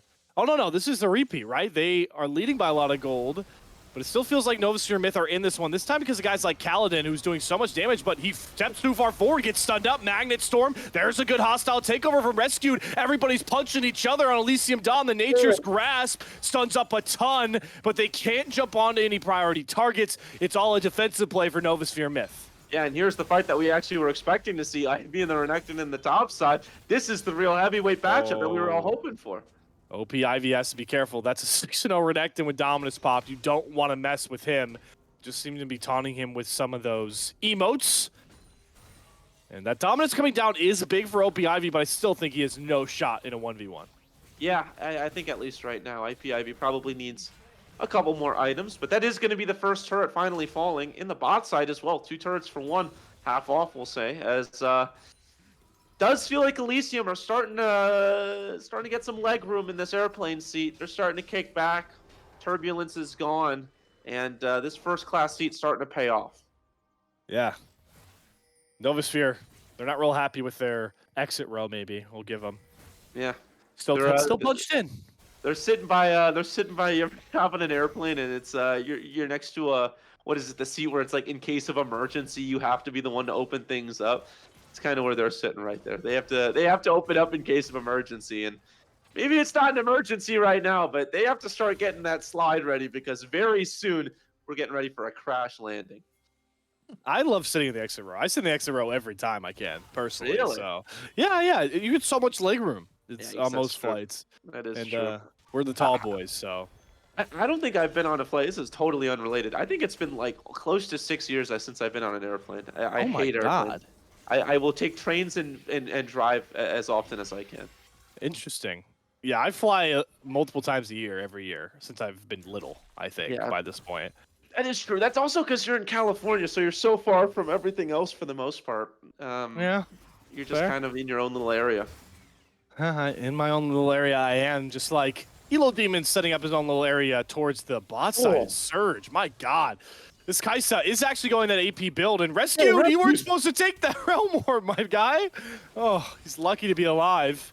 Tritsu now getting the brunt of the attack, but does able to walk away there. Elo Demon still setting up shop topside, his own little California.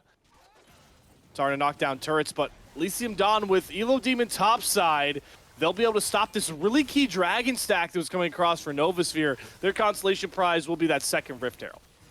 You would think. I think they should be able to get it, but I will say, I think if Elysium wants to fight this one out, I don't see why not. They've got most of their key summoners and ultimates available, but it does look like they are going to sack this one. They don't want to battle it out, especially with the Elo Demon still being so strong. I think they still do need some time to scale up into the Croc. And so they're just going to take the waves, maybe steal a jungle camp or two, and push in mid. While we get a bit of a lull with everybody resetting, you can see there on the Kaisa. Ooh, Kaladin getting burned out with Cesseration. This guy thinks he can fight a Rise, and he's winning. What is this, man? This guy, the champions you don't expect doing damage. Yeah, I think also a lot of that came down to the Kaisa roaming down. If you're able to just get the Kaisa ultimate with the CC, or they just want to go for it. I take He's that back. still going. There's Magnet Storm. That There's the sets Kaisa up the ultimate. killer instinct, and there you go. He just picks up the kill, but now they're caught in enemy territory. Huge hostile takeover comes across for Rescued, who is rescuing the fight along with his Croc brother. Elo Demon mopping up. Waffle on the wrong side. Summoner's Rift falls. A double over to Surge. OP Ivy to fall next. The counter-strike will find the trade, but it's a triple over to this Kalista.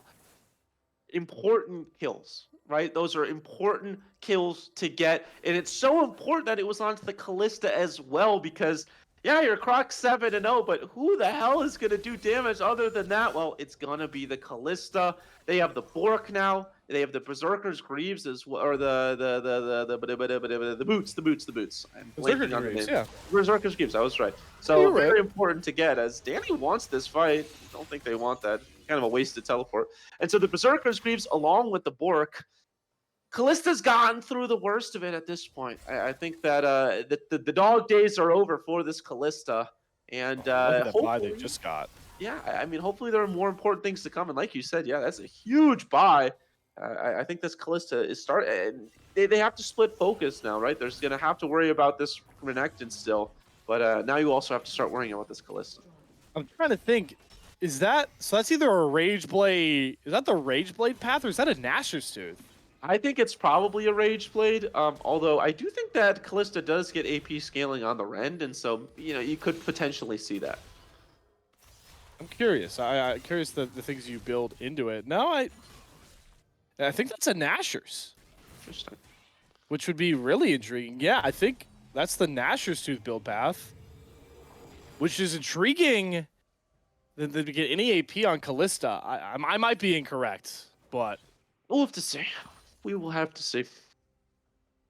we'll have to see if one of these two teams decides to take their challenge to the Purple Worm sometime soon. As it has been on the Rift for a bit. Both of these teams pretty content with where they're at right now, as this Renekton continues to be a sign-laid menace, and both of these teams also kind of vying for control of the map, of the game. That team fight was huge, by the way. It was a 4,000 gold lead for Elysium, but they've just been demoted from first class. They're sitting in coach now, and although they're not in a middle seat yet, they're definitely not flying as pretty as they were before. No, they are not. That actually is going to be the Rage Blade. I wanted to make sure because we should probably know items. Maybe. For what we're doing here. Rage Blade makes a lot more sense. That seems like the obvious mythic you would go on Callista. Shelly will actually knock down a turret. So Novaspehere, Myth pick up all the outers, create a lot more space. And are they toying with Baron? They do aggro it, but they come off. OP Ivy was bot side without teleport, but not willing to pull the trigger, especially with waves crashing. I think that's probably the correct call right there. You just found your way back into the game. There's absolutely no reason to throw it away all right now. And uh-oh, Tritasu. Tritasu gets stunned up. There's the Pheromancy. Nature's Grasp back, but Idris and company are burning. Has to flash out of the chaos. Key Summoner down, especially for any engages with two big neutral objectives coming up soon. Yeah, it's a massive dragon that they're going to probably have to sack right now. I'm not sure how you're able to go into this with a half-health Maokai with no flash. Be interesting to see if they at least try to wiggle their toes around in the sand, see if there's something to be had, maybe throw a Maokai ultimate out and see if anything lands. But Fujitsu does have to be careful, and indeed is just going to take token. Man, that is some damage. And it is a Nashor's, by the way, on Idris. We were right about that. Idris is going to go for that Nashor's. Yeah, I was going to point that out before Chaos started in the mid lane, but it is the AP build despite the lethal tempo. And it's a Dragon start, all 5 members of Elysium Dawn, and like you mentioned, just can't really contest it if you're Novaspehere Myth, and they went from 2-0 up to 2-2, looking like the 2016 Warriors blowing that lead. Is that I was about to say, is that going to be our sports reference for? There's always one, isn't there? That's going to be our sports reference. I was surprised it wasn't a no NFL? football. Yeah, I was going to say Yeah. football reference. I should, that makes a lot more sense, right? Because Blue Water Diamond League just started, and tomorrow the full slate NFL starts tomorrow. So I don't know. I don't really plan them. They just kind of come to my brain, you know? Yeah, a little look into the mind of a caster right there. We don't actually set stuff up. It's just We don't prep anything. We just yeah, blab and hope exactly. it's good. I mean, I slept until an hour ago or hour and Well, a half ago. he works nights, I everybody. do So work he's nights. not that much of a gremlin. It's true. So yeah, you guys should all be happy that I'm here. Chat. Thank your lucky stars I woke up. No, I'm kidding. Thank your lucky stars, you get to Yeah, be graced by exactly. Bonfire's presence. You're Okay. trying to make enemies week 1 with chat? That's not a good idea, I have to Sure, say. chat will eat me alive. Like when I was in the APL and everyone called me Mr. Beast because apparently I look like Mr. Beast. I was Oh something. yeah, and then I was who was I? Louis C.K. Louis C.K. That's not a great one either. Oh goodness gracious. Just like not a great engage coming across here for Susurration. He gets thrown back, rooted up. That's a big hostile takeover. Idris jumps in, but he's hitting his own teammates. It doesn't seem to matter. Tritsu falls. Surge gets a big rampaging kill, though, on the back line, but he's shut down by Danny. It's going to have to be Kaladin and rescued. There is no Elo Demon here. He had the teleport, but did not utilize it. He might have an opportunity here, though, as they're looking for the dive on these two squishy members of Novaspehere Myth. They were wrapping around, but they don't look like they want to go for it. Still, finally fighting breaking out. Elysium Dawn capitalized. Yeah, you have to be happy with that. No need to wrap right there because of the potential Elo Demon threat. But you have to be happy with that team fight right there. Get themselves back to a 4,000 gold lead. And in a divisive factor, right, or in a divisive way right there, I think pretty beautifully played across the board. Negating the engage from NSG Tritsu and instead just focusing on what you can do. Maybe a good life lesson for everybody here. Don't worry about what other people are doing. Just focus on yourself. And they're not really worried about Tritsu's engage when they have their own. Counter engage was perfect, and they win out on the numbers game in that early fight right there. And Tritsu might see a little run it back moment right here, kind of overwalking. Okay, well, he is delaying. Elo Demon's teleporting in. Waffle's already below half HP. It's actually Kaladin that jumps in, but Idris picks off the first kill. Rooted up is Kaladin. Has to go for that Seraph shield, but Elo Demon's here this time, and you can see the effect he's having, but he's being burned down by this Kaisa and Senna. Surge picks off Susurration, but loses his rise. Has to flash away from the abscond abduct, but so many more low health bars on Novaspehere Myth side, forcing Rescue to flash out. Oh, there's another Void Seeker. The cooldown's up. Gonna fire another one. Sniper get down and does dodge out on the last one. Stolen away hostile takeover for Danny. Surge, full health, but just no window to get that damage out. Yeah, Surge is starting to scale up to a pretty unbelievable point at this point. 5-2 and 2 does have those 3 items, but it's going to be difficult for them to get into, or 2 items and boots, pardon me. It is going to be difficult, like you said, to get into these fights. And meanwhile, on the other side of things, Idris just feels like an absolute menace. Only 1 more kill, but it does feel like they have so much more impact in every single fight.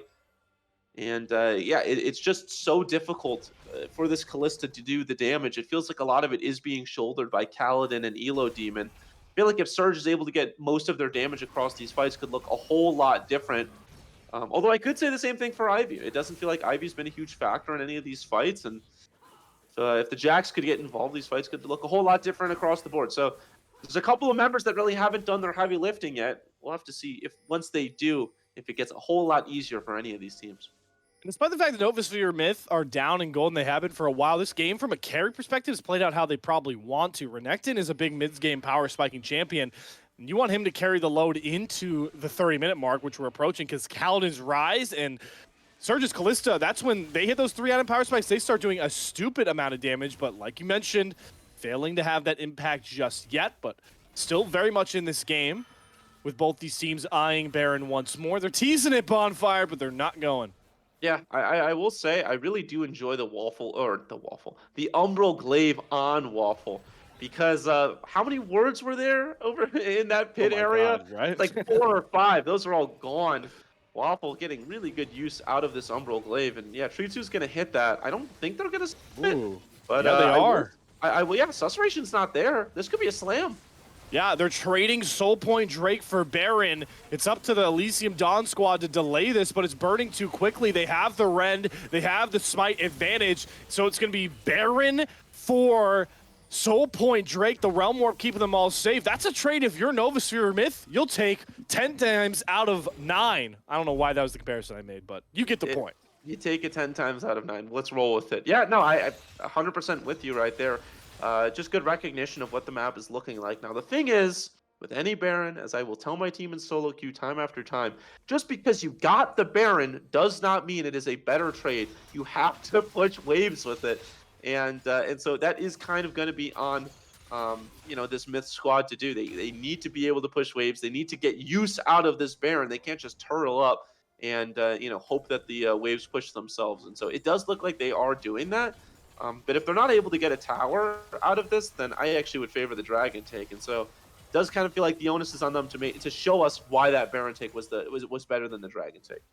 Yeah, they're going to go for the traditional 1-3-1, which is actually really strong with their comp, mainly because, like we've said 100 times this game, Elo Demon is 7-0 and 4 with 3 items. So he can actually survive against OP Ivy in the side lane. And Kaladin, level 17 Rise, man, shreds waves. Like, this is just going to get stupid and can zone Danny off so well.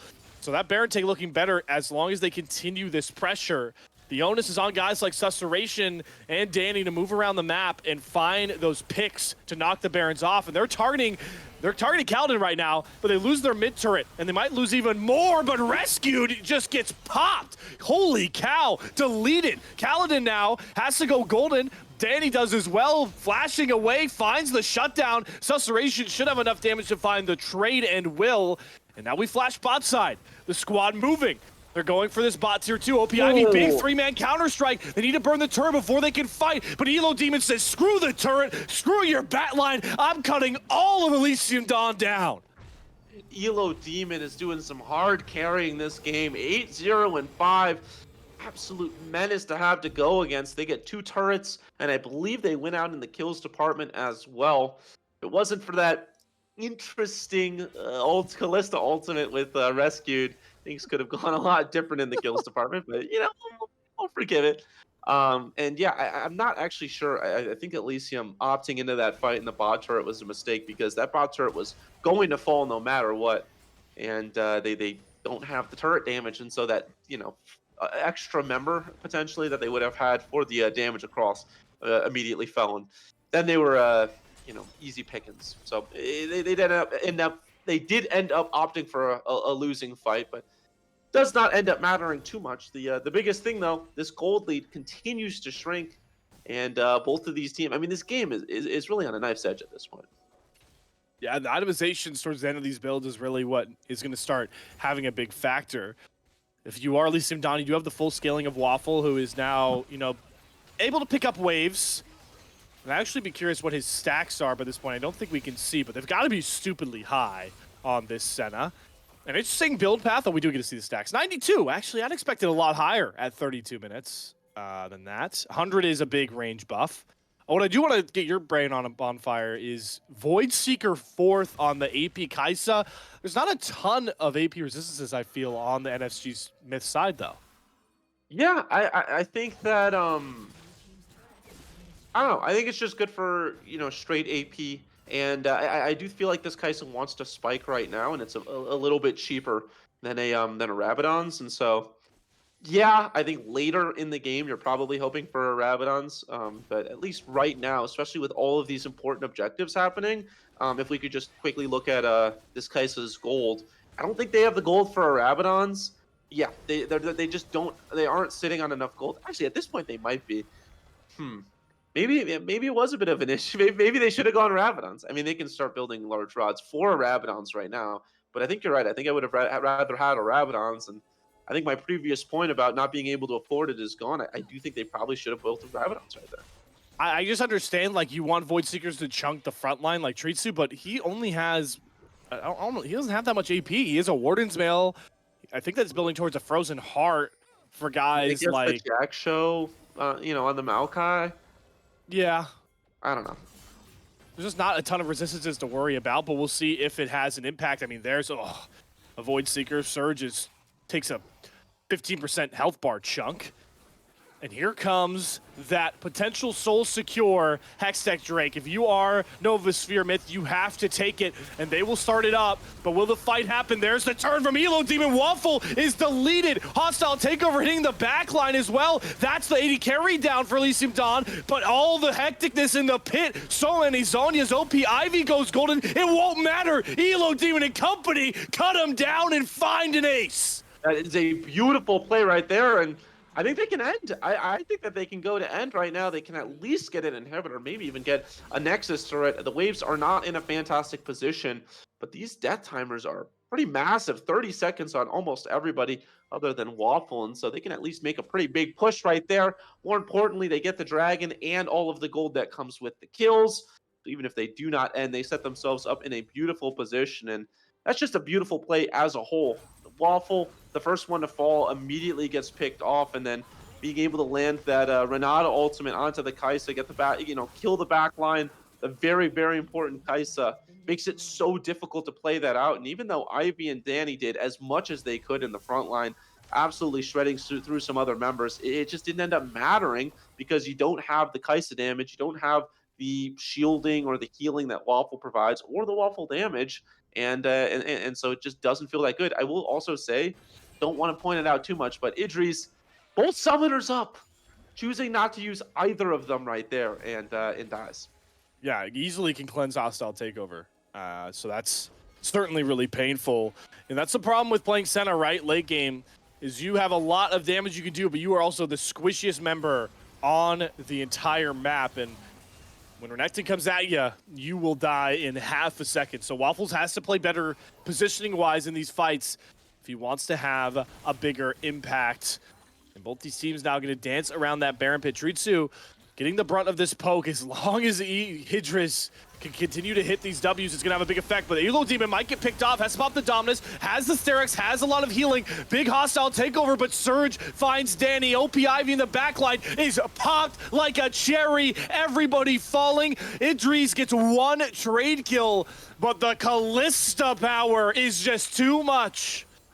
Yeah, when Surge has somebody to step in front of them, it's massive. Idris gets slowed, has the flash right there. I don't know if it's going to be enough. Surge almost able to chase them down, but the tower's in their eyes, and Surge at this point, we knocked the Callista, but it has stayed alive long enough that at this point it is an absolute problem to deal with. And like you said, if they have to worry about Elo Demon, who by the way is 11, 0, and 10, just sets Surge up to do all the damage. Exactly. Surge is really coming alive here. And Elo Demon, what a game too. I mean, he was blatantly picked off, arguably, there on the side. He got blown up, had to blow Sterex, Gore Drinker, Dominus, even popped his stopwatch, but is still deathless at 11, 0, and 10, and leading his team towards a game 3 that's looking a lot more likely with them picking up this Baron. Yeah, I will say this game is going on for so long as we look at the Moonstone Renewer. I don't know about that at all, but... Okay. Yeah, that's, I mean, Dawning Shadow shield is a lot bigger. That's the healing is a lot better. Can we highlight that again? It shows us how much healing and shielding they've done so far. Can we? Yeah. Not great. Not great. No. Not great. Not great at all. It also does AP. Why are you wanting to do AP on? Oh boy. All right. Whatever. It's fine. Get it off my screen. I don't want to say it anymore. Please, God, it hurts my eyes. I will say at this point, I think very much the game is in their hands to lose at this point. It is 38 minutes, and once it gets past the 35-minute mark, weird things can happen. Gold starts to not matter as much. At this point, most members are starting to get close to full build, and so that's my biggest concern, is that have they waited too long for this Renekton power spike? That last fight looked fantastic for them, but all it takes is one huge fight. And Susurration wants the fight. Big Magnet Storm, the hostile takeover, once again doing a ton of work. And Elo Demon's power spike is not done yet. Surges is here as well. Danny, big hostile takeover, jumps on top of Surge, but can't get the damage, can't find the kills. He's burned down the backline. Idris does find a trade, but he's the only one left against 3. Health bar is so low. This should be Novaspehere pushing in to find a game 3. Oh my God, Idris. These Void Seekers certainly hurt, but he's way too low. He's gonna have to reset and might lose his entire Nexus base while doing it.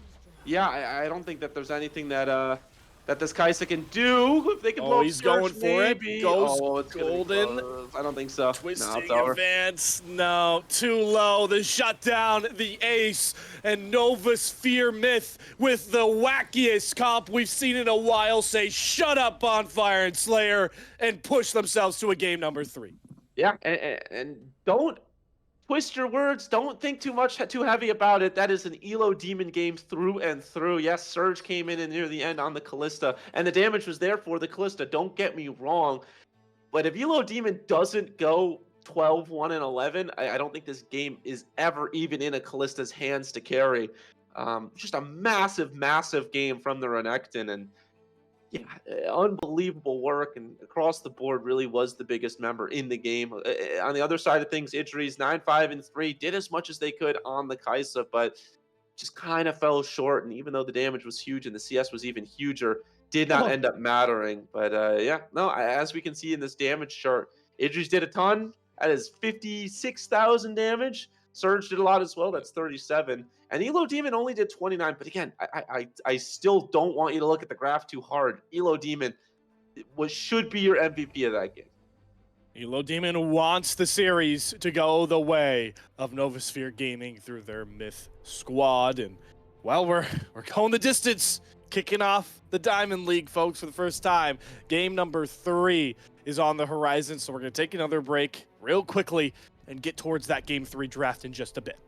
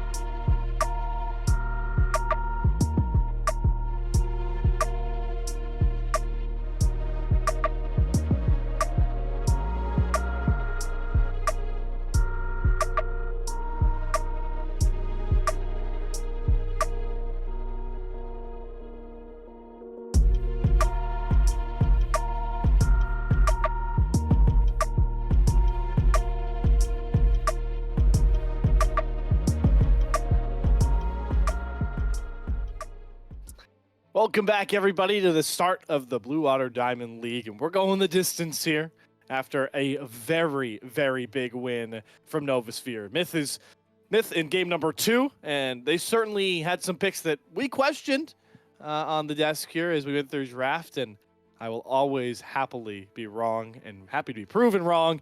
We'll see if they can prove all the doubters wrong after they went down 1-0 by mini reverse sweeping their opening series. Yeah, it was a huge last game for them to win, and they saw strength in some places I think a lot of people wouldn't expect in a Renekton mid, in a Callista, and a Renata bot lane. And I think late game, as long as they got through the laning phase, they were a very strong late game team, and they showed it. And so we are going to see some respect bans given over this time from Elysium. They're tired of going against the Maokai. Also banning out that Talia. I think it was terrible in game one. Nothing against who was at the Elo helm, but it Demon? just didn't really look that good. Elo Demon just really I didn't think was the best to pilot it, but obviously they still don't want to go against it. That does mean they are going to drop the Kindred ban, and they're just going to pick it up for themselves. Yeah, so the first time Kindred has been let through this entire series, first time Jarvan has been let through this entire series as well, as it looks to be Tritsu's immediate response.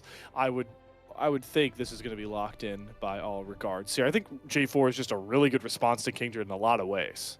Yeah, I think J4 is just a good response to many things. Very versatile jungler, good damage, tankiness, bruiserness, healing, CC. Just very strong jungler in a lot of different regards. And the flag and drag early on can really change fights for the better for a very long time. So we'll see if the Jarvan can get as much help as it might need. That's the one thing with the Jarvan is, yeah, it does the damage, yeah, it does the CC, but it really does feel like if there's not a ton of great follow-up, it does fall a bit flat. And so I'd like to see an early slam of a Renata would be great. I think a Renata Jarvan is a fantastic supportive duo, and then it really sets up mid and ADC to go just full damage. Yeah, and Rescued had a lot of just clutch hostile takeovers. I think consistently hitting 3 to 2 or 3 members, mostly those frontliners too, those champions that were diving backline. Danny was in hell all game long trying to get some chains together with that Silas, but the hostile takeovers really blew up his pairing. Speaking of pairings, got the lovers. Xayah and Rakan going together. Both have been pretty prevalent in the meta these last couple months as we approach World Season, and they'll be helmed by Waffles and Idris together. Yeah, Xayah Rakan, very, very strong duo. Since the beginning of time, since they've started, and since they joined League of Legends. So I think they're a fantastic duo. This again, another Ooh. strange AD carry pick that No, I hasn't like really this seen one. a ton of relevance. I think it's great because you've got a Jarvan Renata. I think as a whole, Misfortune, you're just not really landing your full ultimate often, and it's a lot of missing damage that you're leaving out on the table. But when you've got a Renata and a Jarvan, I think that you highly increase your odds at as landing the entire ultimate. And if you're able to land all of that bullet time, that is a lot of damage. And so that is where the strength is going to come from. Yeah, they're going for the unconventional wombo. When you say wombo combo, you're usually talking about Knock Up City, talking about Last Breath combos, but this one is a little more unique one. You set up Cataclysm into a hostile takeover, and the bullet time's the kicker. You can do Cataclysm, hostile takeover, and honestly, whatever order you want. The bullet timing last is the big one. So we're going through the second phase of bans here. Some more respect bans coming out like you were talking about before. Danny will not be on Silas for the third game, has to pick something else, and they take away Kaladin's Rise, who was sneakily up on the damage charts and being a nuisance topside as well. And Galio will enter the fray. Novasphere Myth Bonfire. This is a wombo they're putting together. Yeah, they better hope that this Misfortune doesn't fall too far behind, because right now they are really lacking in the damage department. But I do think that they, like you said, the Wombo is unbelievable. If they land it, I don't think anybody can survive that, even a carry. I will say, Elysium kind of lacking in the frontline department. Who's tanking this entire? I mean, every single member dies if any of this lands on them. And so they really better hope for a tank top to be able to walk into brushes first, because was it a Nico, a Kindred? Who walks into the brush first? A Rakan? I think they desperately need an Ornn or a Sign or something of that regard. And the one part that I want to bring up that is making me question what Novaspehere Myth want to put together is you draft this into Respite, or was it Lamdru's Respite? Yeah, You're it's true. drafting this into an ultimate that will quite literally make sure nobody dies. So unless you're not ulting Susurration along with it, unless you're pushing him out of these fights, which he's not going to be in the big fights, nobody's going to die. Yeah, I think you're also going to try to land all of this into a Xayah who realistically is going to go cleanse flash and has that Xayah ultimate, and so best of luck.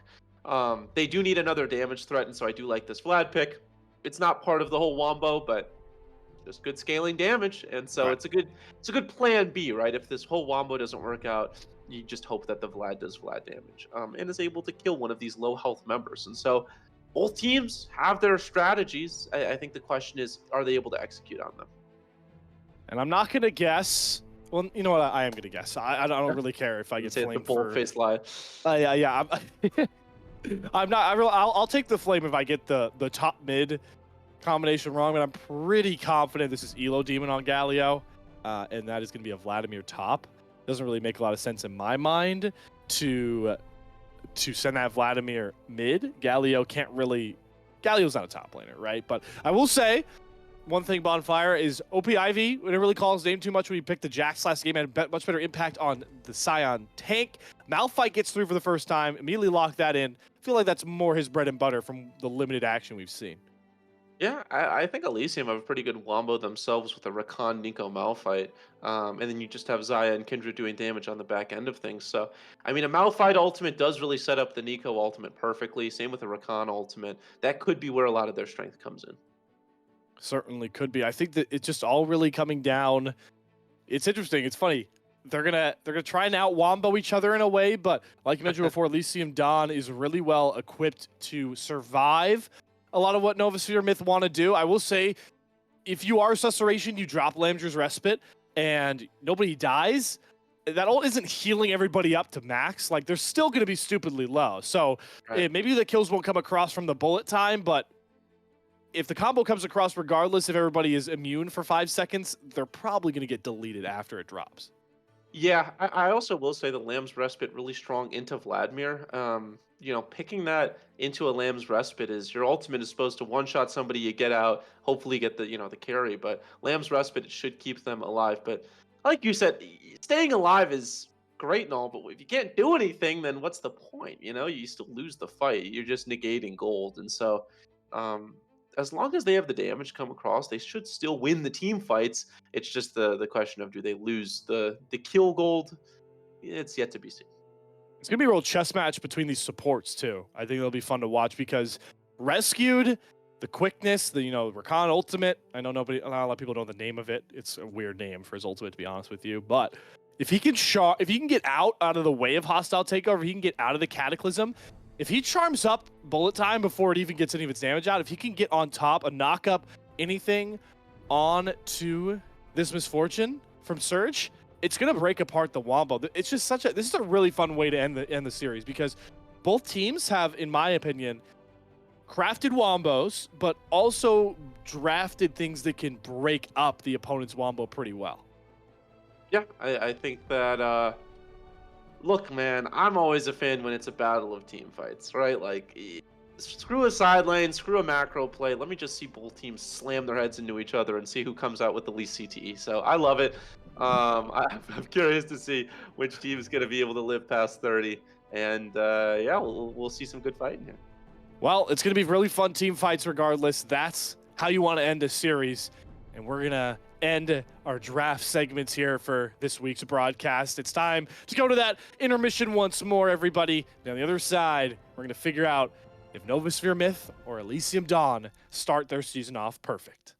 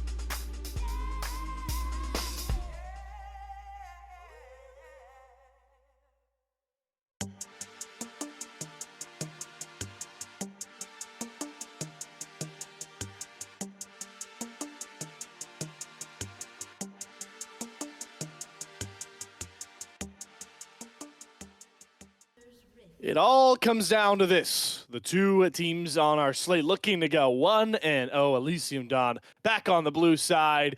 And Novaspehere Myth with another, you know, I don't want to call it interesting with INT capitalized because I'm not trying to flame them, but creative, right? They're another creative composition with a different style.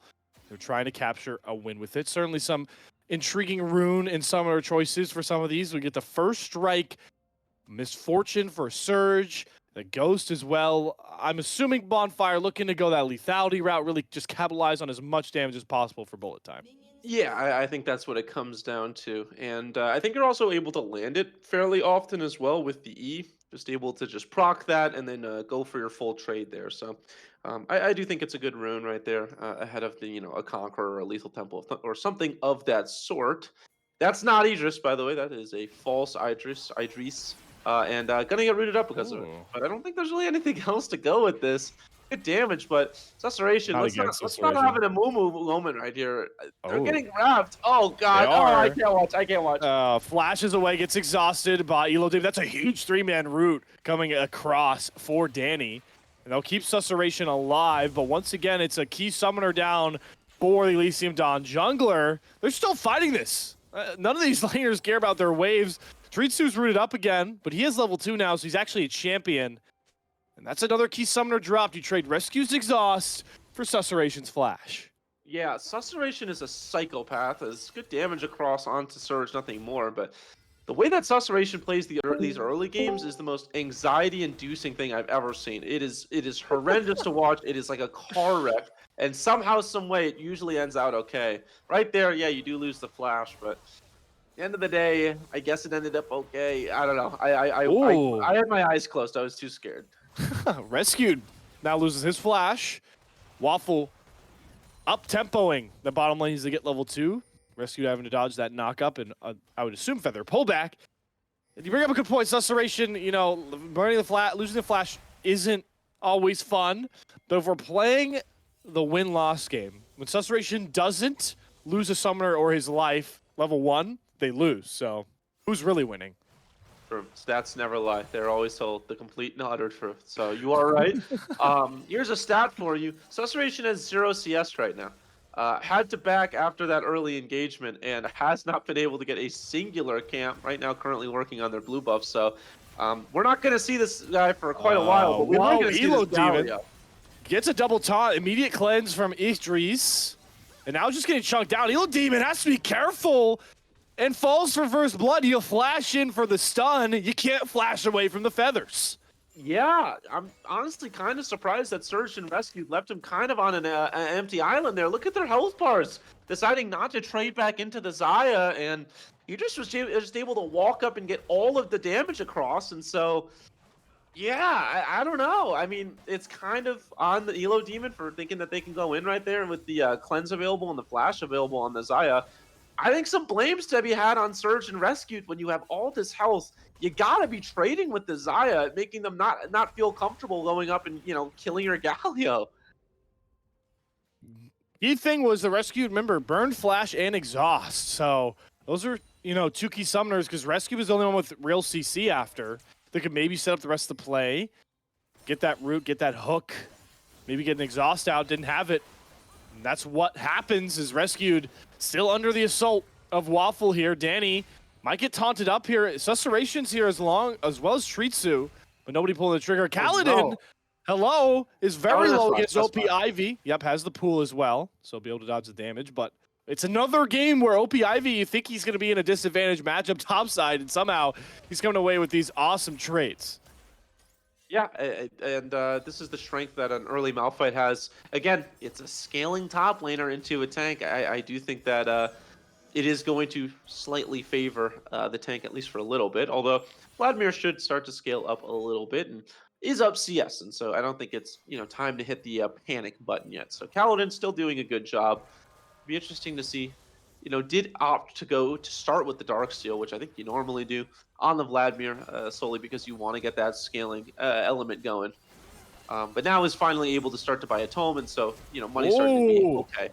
Good flash there from Surge. Able to avoid Waffle's knockup, but Idris doing a really good job on this Xayah with those feather pullback routes and Gotta feel nice on Xayah to have an early kill. I mean, arguably the worst person to give first blood over to on Elysium Dawn. You can maybe argue Susurration, but still, really extended for this game as it goes on. Is rescued.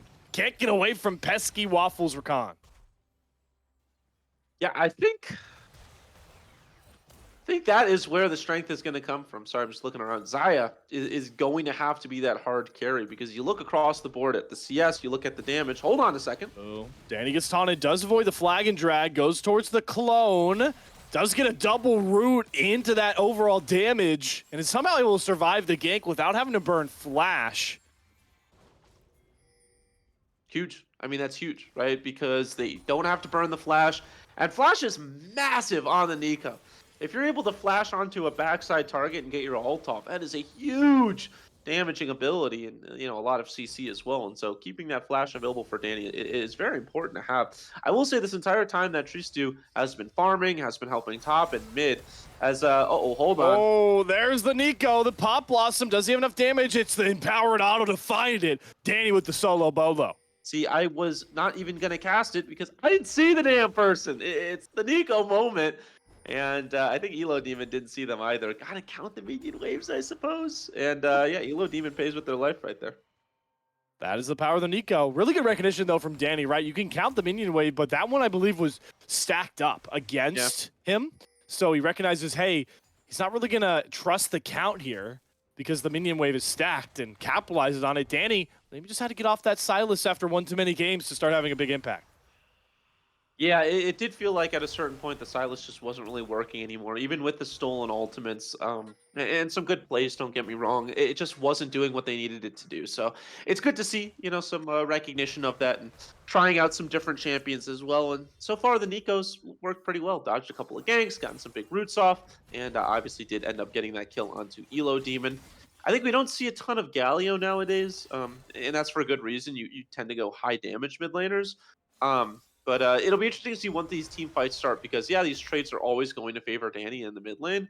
But I think the team fights is really where Elo Demon can show their worth on the Galio. I think team fights are just going to be so fun because of all the big Wombo ultimates we have across the board, right? I mean, it's Pop Blossom, Unstoppable Force, Cataclysm, Hero's Entrance because Elo Demon's likely going to be ulting on to Tristu as he jumps forward, Cataclysm, and then Bullet Time in that hostile takeover bonfire.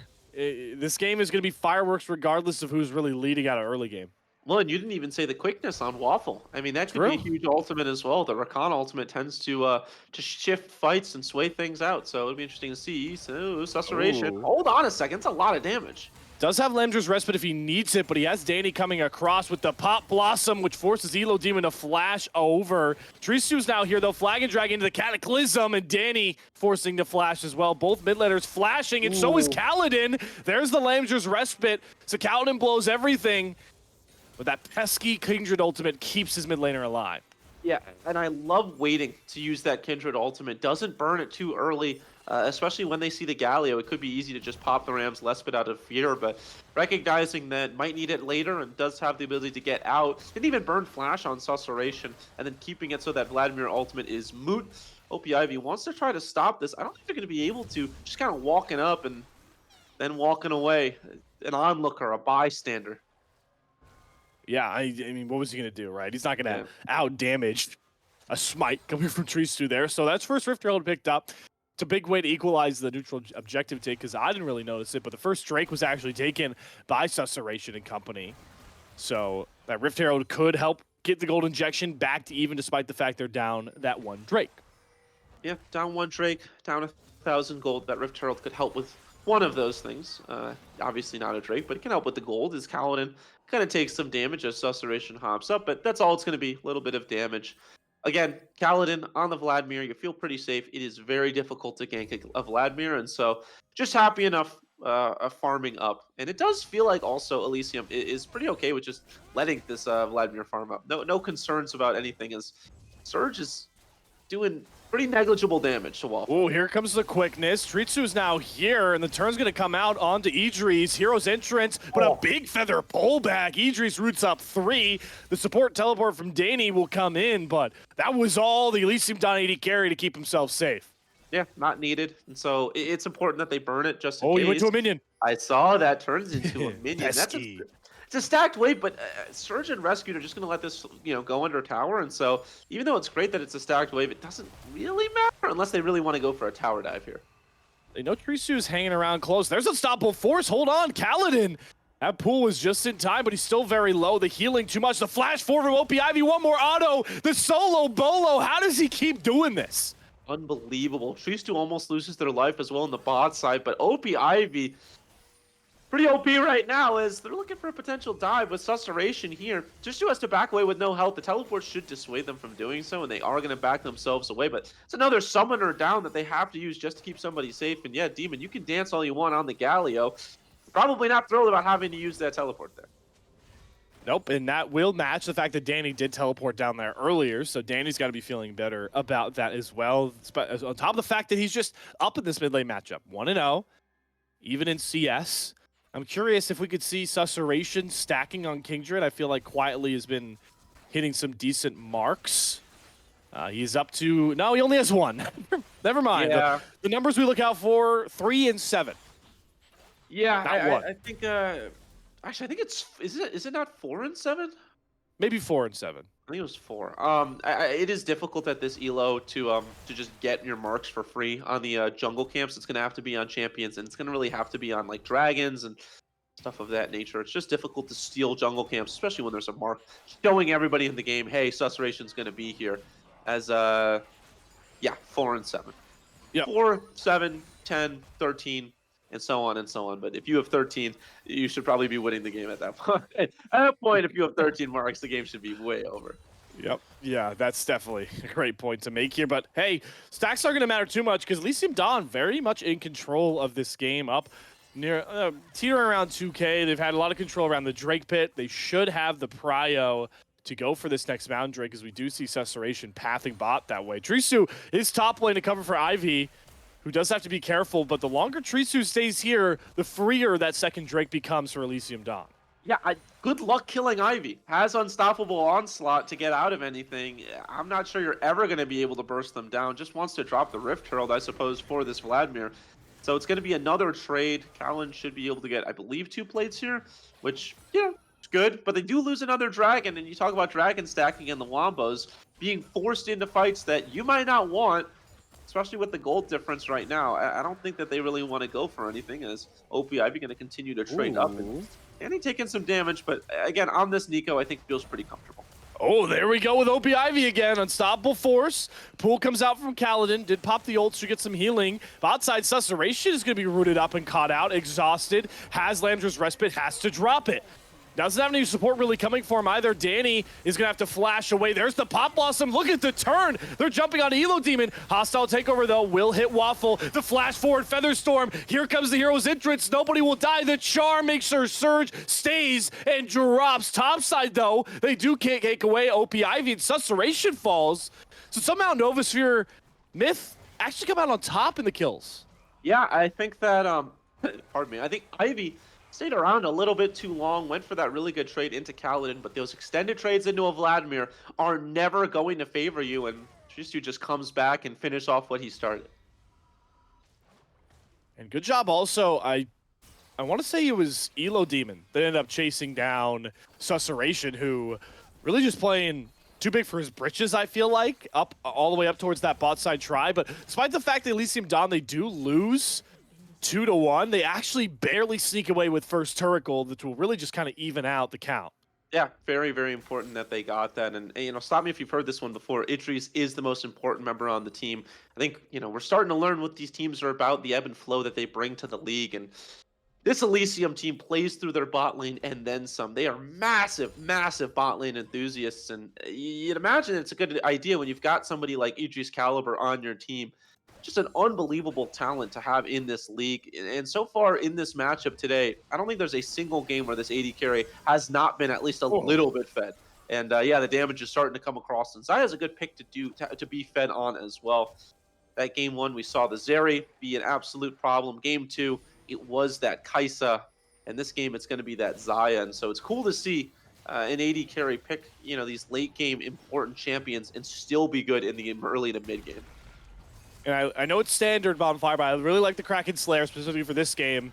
A lot of frontline to chunk through. It's going to come at him now. There's the double Cataclysm. They're trying to burn down Idris, but he gets away. Another big hostile takeover, though, means the turn, the Pop Blossom, but Danny, he's all alone. The bullet time just too far away to find any kills here, and now Waffle and company are getting jumped on. There's the knockup from Evil Demon, and just like game number 2, right when you think Novaspehere are slipping up, they clap back.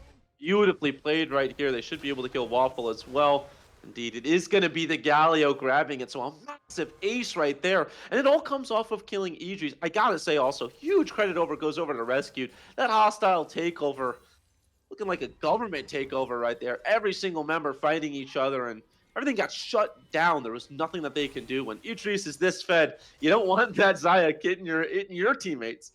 And so, yeah, they all lose their life. It was the Cataclysm into the hostile takeover. The bullet time near the end, I don't think got as much as they might have hoped, but it didn't really end up mattering because Idris did so much damage. It was like their own bullet time. Exactly. And Susurration, Keely, he still has Lander's Respite. I don't know if it wasn't up. But if it was, didn't use it, so it wasn't up. Yeah, well, has up now, and the lethal tempo procs. There's a lot of damage onto Kaladin, but they're going to turn. There's the Lamb's Respite in defense. Shritsu now caught out. He can't have Kaladin to support him. He's just going to try and burn Susurration, and he will. Here comes Idris, though. The big carry for Elysium done. Can't cut down the J4, who flag and drags out. So big-time return pick for Novaspehere Myth. Yeah, really, really well played there from Novaspehere Myth. They get the 1 kill. I will say their bot lane is getting sieged upon, and so they do need to have the Vladimir come down there. I would love to see Elysium go for a Rift Herald right here, but I think they're too concerned about the Misfortune taking their mid lane. And so both teams kind of have to show restraint, back themselves off a little bit. Danny, I love this play, though, right? Your entire top side is fighting. Go for something in the bot side. And that's what we saw from Idris in game 1 on the Zeri. That's honestly the macro play is how they won that first game. This game looking to do that as well as Surge takes some early damage from Danny. Waffle going in only with Ivy. They don't have a smite. Yeah, they don't have a smite either, so Trisu picks up the Rift Herald, does pick up the eye. Immediately Cataclysm, Idris goes for a Featherstorm, but look at the damage! The bullet time hero's entrance makes a hero out of Elo Demon, makes a winning fight once more out of Novaspehere Myth. The Unstoppable Forces return. OP Ivy will find a trade, but it's a resounding win for Novaspehere. Beautiful win right there from Novaspehere, and Susurration. I gotta say, I don't want to knock the pick too much, but this Kindred has felt very, very not important in every single one of these fights. They're focusing on Idris, they're focusing on Danny. Susurration is going kind of unchecked, and even when they are checked, they're just not able to do a lot. The Lamb's Respite is big, sure, but this Kindred just hasn't felt like it's gotten the airtime that it needs to be important. And Susurration, you know, 2 very, very good first 2 games, but this game has really dropped the ball a little bit. It really does feel like it's kind of on Ivy, Danny, and Idris to do most of the heavy lifting in the damage department. And yes, I did say Ivy. This is this might be a tank player, but you know how much Ivy loves doing damage on tanks. Yeah, he certainly does, and we'll look for more damage here. Hold on, here's Susurration. Might have got to pick on to Tritsu with Danny, but they just don't have the damage to burn yet. Teleports coming from both of these top laner, mid laners, respectively. Elo Demon and OP Ivy show up. No Unstoppable Force available just yet. No Lancer's Respite either. So critical ultimates down for this potential dragon fight. There's no ultimates for anybody yet, really. No Cataclysm, bullet time, hostile takeover, none of that. Ultimate free fight seems to be on the cards for Kaladin, who does have his ultimate, looking to surge forward, gets a big chunk onto Idris, but can't find much more. Taunt from Elo Demon just misses. Waffle misses. Everybody's whiffing. Somebody hitting ability. And here comes Kaladin, who will land the damage, gets charmed up. Huge 3-man Unstoppable Force as it comes online. But once again, the hostile takeover, saving the fight for Novaspehere. Danny able to pick off the Misfortune on the backline. Now Elo Demon is all alone. But look how low the health bars are. Able to pick off Idris with a fadeaway Q. Danny back forward, gets the shutdown. It's finally Susurnation's plays. OPI looking to chase down Rescued and end the fight, and Elysium Dawn are finally back in this one. Yeah, beautifully played. They have to be careful of this Vladimir right now, though. Kaladin, not something you can just write off. Does look like the vampire is going to sleep during the daytime. Cannot risk being burned, and that's exactly what happened to the rest of the team right there. It was a slow, prolonged, difficult fight for every single member on Summoner's Rift. It felt like one slip up in any regard could cause a pretty massive ace to come across, but nobody ends up nobody ends up really falling for Elysium until the very end, and that's exactly what needed to happen. The Lamb's Respite was big, but the Cataclysm, or not the Cataclysm, pardon me, the Unstoppable Force was even bigger, getting all of that damage and the knockup. I will say, kind of in the background, Kaladin quietly has started to become a huge issue. 4, 1, and 7 on the Vladimir. Sure, this misfortune is 1, 4, and 6. You've stopped the MF from being a huge issue. But now try to deal with the Vladimir. And that's going to be a problem that they are going to have to figure out how to deal with. Look at the items. 2 rods already, 10 on the Dark Seal, along with the Night Harvester. This Vladimir is going to be a problem as the game progresses. 142 CS as well. You also have to look at the other side of things. Danny, going to highlight that real quick. Has the Hextech Rockobout, has the Rod, and 5 on the Dark Seal. It's a Dark Seal party. And so these 2 AP members are going to be really the brunt of a lot of the damage in these fights. And now Susurration really much more back into this game. I feel like I'm pretty sure I saw him hit the 4th stack mark before that fight took off, but also got some key kills. And might get another one here. Rescued is just caught, and that's going to be another stack likely given over, but it actually is Waffle that gets the kill with Ignites. But still, a big pick. Rescued is been on top with those hostile takeovers. Won't be, and it potentially might mean a Baron take. Yeah, you should still get the stack on an assist, I believe, and so okay. very important that they got that kill. The question is, did they have Renata on the in the cards? Is the big question. I think sometimes Kindred doesn't expect the picks that they get. Be interesting to see. Danny is here, going to be a huge pop blossom. Oh, gets a ton of damage overboard. There's the Unstoppable Force, the Wombo. It's a fleeting bullet time for Surge, and now he's got to hightail it out of high heaven. Susurration might just chase him down. Ooh, nearly comes up with that kill, but it's Elysium Dawn that are still throwing punch after punch. Yeah, no Baron, but who cares? You get those kills, you get a mid tower. That's a fantastic play right there. That's kind of what Danny provides, right? You Cataclysm Danny, you're really just locking you inside. What's the line from Watchmen? I'm not locked in here with you. You're locked in here with me. Yeah. Yeah, that's Danny's feeling like that right now, because you're just putting yourself into a pop blossom, and Danny, I think, flashed themselves out of it along with the Hextech Rocket Belt to keep themselves safe. I mean, like I said, this Nico is a problem to have to deal with. I gotta say, completely unrelated to League of Legends. I genuinely, maybe one of the most off-topic things I've ever said in a League of Legends cast. Oh boy! Right now, I have my window open, and someone's grilling, I think, and it smells like fall, and it's beautiful, man. I would. There's no place I'd rather be than casting with you on a beautiful fall day. It reminds me of when we first started. Makes me happy. I'm glad everyone's here. I'm feeling sentimental right now. This guy's getting emotional. Dude, mute his microphone. Oh man, I can't describe it, but it just reminds me of when we first started casting, and it's just, I don't know. Thank you, Twitch chat. Thanks, BOL. Thanks for having me here. Feeling sentimental on this September day, I suppose. You're making me feel old. Yeah, it's like we've been around here too long. We've officially passed the point where we're like the new casters on the block, and now we're. Oh man, I know. Now we're on the older duos. Yeah, but it comes with experience. It means we can talk about our old experiences, and it means we can also, bring some wisdom to the cast. Talk about, how some matchups are supposed to go. And right now, this matchup in the top lane, as we get back to the actual game, is not how I expected it to go, because Ivy is still doing a good job of negating Kaladin, and not really what you expect to see there. With all the matchups we've seen, usually I will say the team that has 3-0 Drake stacking has won a lot more of the games that I've casted than not, and that's where Elysium Dawn also have a sneaky lead. They've, barely clung onto this gold lead. That turret falling to Kaladin does mean it's really just razor-thin margins, but Chemtech Soul, also big, especially for how close some of these fights have been to get those extra resistances, and Elysium Dawn are on the cusp of it. Yeah, I love this play right here from Susurration. They have no vision of the pit, and so they really don't know if Baron's being taken. They finally do drop a ward, and so does not end up working. But assuming they walk to ward through the river, Susurration would have been able to get a kill there, and so I like the attempt. They could just do it again. Clear vision, wait in the brush, create a kind of a veil of vision control in the top river, and force Dawn's hand. What are you supposed to do? You have no knowledge if it's going down or not. Now they're calling their bluff. They said it's not going down, and Elysium said, yeah, be my guest. We're just going to take this Baron. Yeah, and it's a 2-item Kingdom now with Susurration, the power of a carry-oriented jungler, especially one that builds like an AD carry, and look at it. It's just getting shredded with Idris here as well. The call for Elysium Dawn looks to be they'll trade Baron for Drake, because on the other side, that Drake is burning. It is burning hot as coal and will be traded out there. So Novaspehere, they get a big Drake, but they lose that Baron, and now looking for a flank here.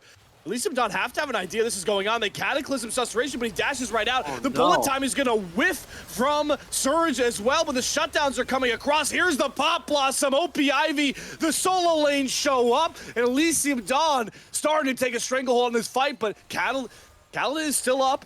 Still has a lot of healing going on, a lot of damage. Waffle has to dash back away. There's the root, goes for a big pool to dodge another knock-up and has to flash out here. The Baron-empowered minions drubbing onto this second-tier turret and will be picked off. So Elysium Dawn, they got a little shaky, but they're still in control. Yeah, you don't want a Cataclysm Susurration. They do end up finally getting the kill, but it costs them so much to kill the Kindred. And yeah, when you burn Bullet Time and Cataclysm, two of your biggest ultimates right there, just to kill the Kindred, Danny's going to come up, Idris is going to come up. I mean, there's so many other members that they have to worry about. And so, like I said, difference between good deaths and bad deaths. It's a good death from Susurration. Ensures that the rest of the team are able to get a turret, and I believe 2 kills on the back end as well. So beautifully played. If we could look at Susurration right now, I just want to see how many stacks they have. I believe they should have 4 at this point. Getting a Baron should be 1. I believe they were able to get a couple of kills as well. And so assuming they do have 4, this is going to be a fairly large Kindred. I think it's closer to 7, to be honest with you, by this point. No way. At 27 minutes, maybe, but they would have really had to get like the perfect stacking. Is that, I guess, maybe I don't have that great of a hold on Kindred stacking. Trisu has a good hold on Waffle's timing on those knockups. He actually knocks him out of it. Oh, we have another Nico moment. Susurration actually catching Surge out. That's a big flash to come down. Misfortune's flash is down. And this Baron siege just continues. More standing gold knocked down for Elysium Dawn.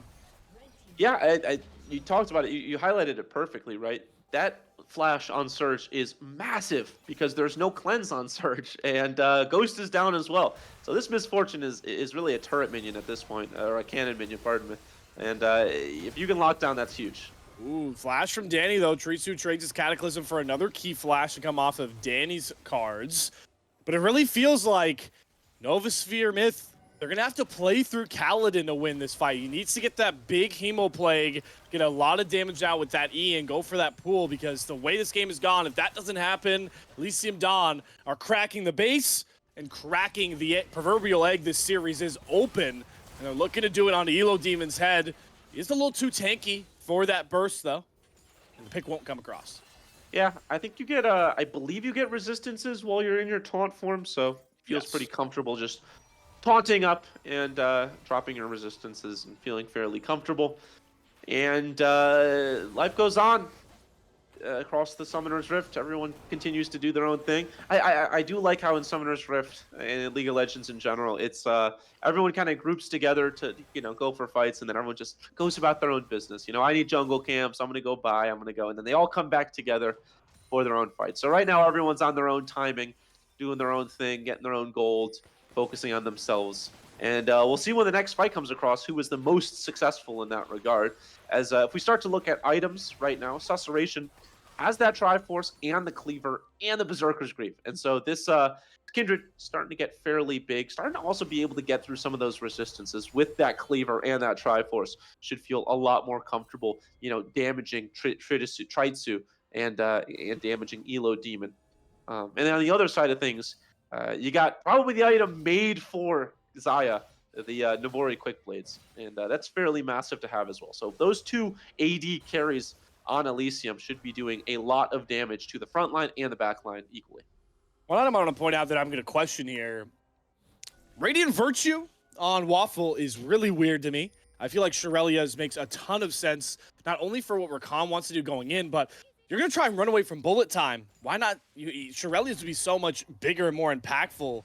Radiant Virtue, kind of weird to me. I like it. I don't know if it's weird, but at this point, it does feel like Waffle's kind of a... he's not an ultimate bot yet because, you still have the W, and there are still big parts of Rakan's kit that are useful. But when you land that ultimate, you want those, you want the health, and you want the rest of the team to be going in as well. And so I get it. You know, it's the same idea with the Sejuani, right? When you're ulting, things should be happening. And so I do understand it. You do lose that Shirelia's battle song, but you get the speed up anyway on your ultimate. And so I guess that's kind of where the vision comes from. Like I said, I think Shirelia's is probably better, but I don't hate it. I really don't. Yeah, just more offensive than defensive. Tritsu going offensive, jumping onto the proverbial waffle, is a lot of poke damage coming across onto Novasphere Myth here.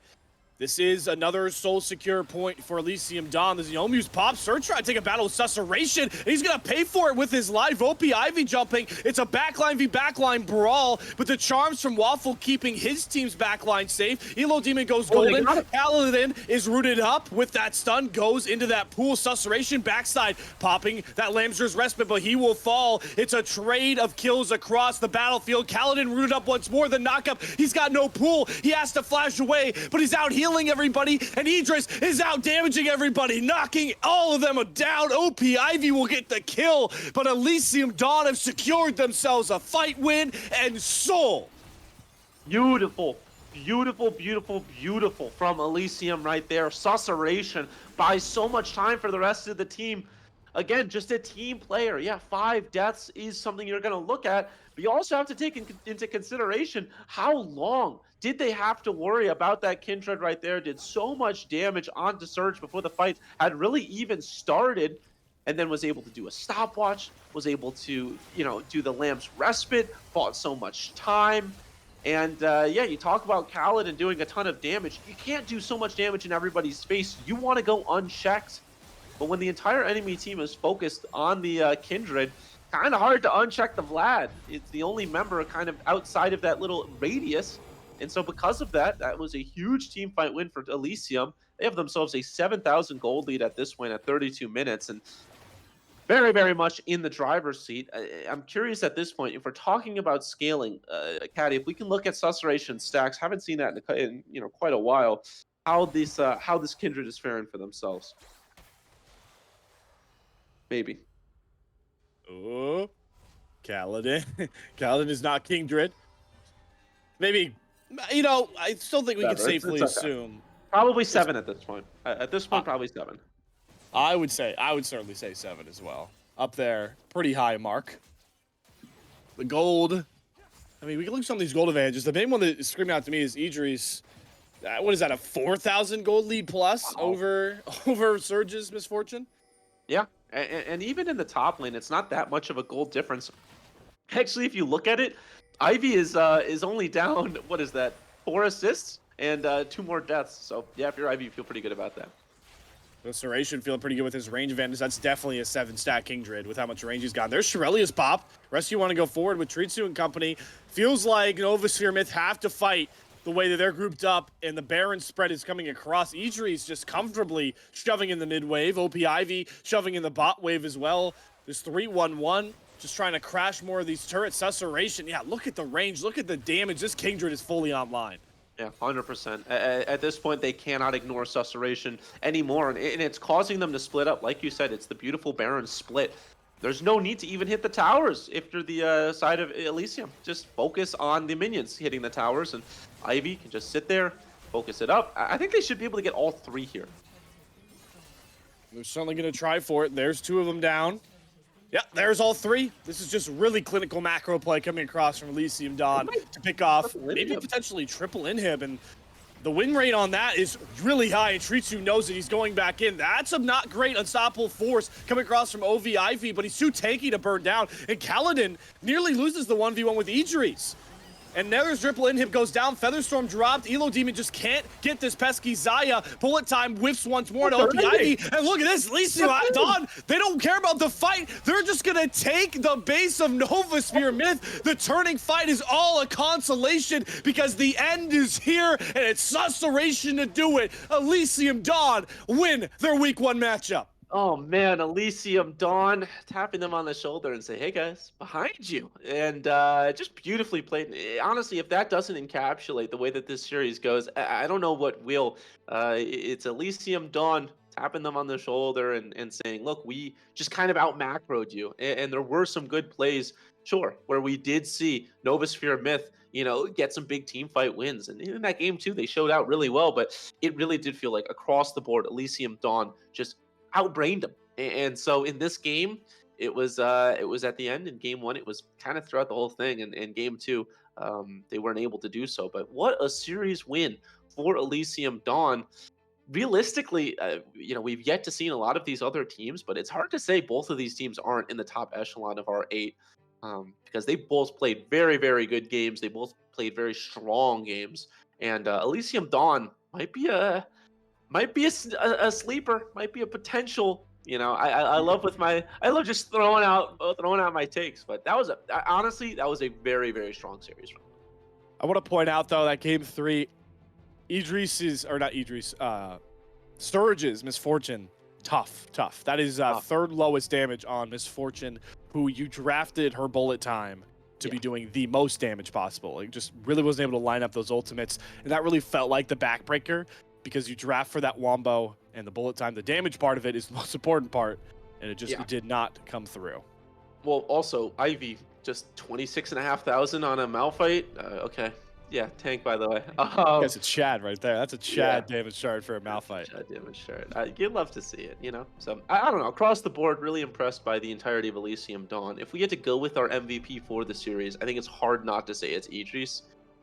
Just on the AD carry play, you just rarely you see 3 good AD carry games in a row. Normally, sometimes you'll be, I scale up, or like a bad early trade, forces me to kind of be in a tough position. But that really was the Idris show 3 games in a row. But if I had to give it, a number 2, I do think that Ivy played well in game 1 and 3. It just did feel like the Jacks fell flat on game 2.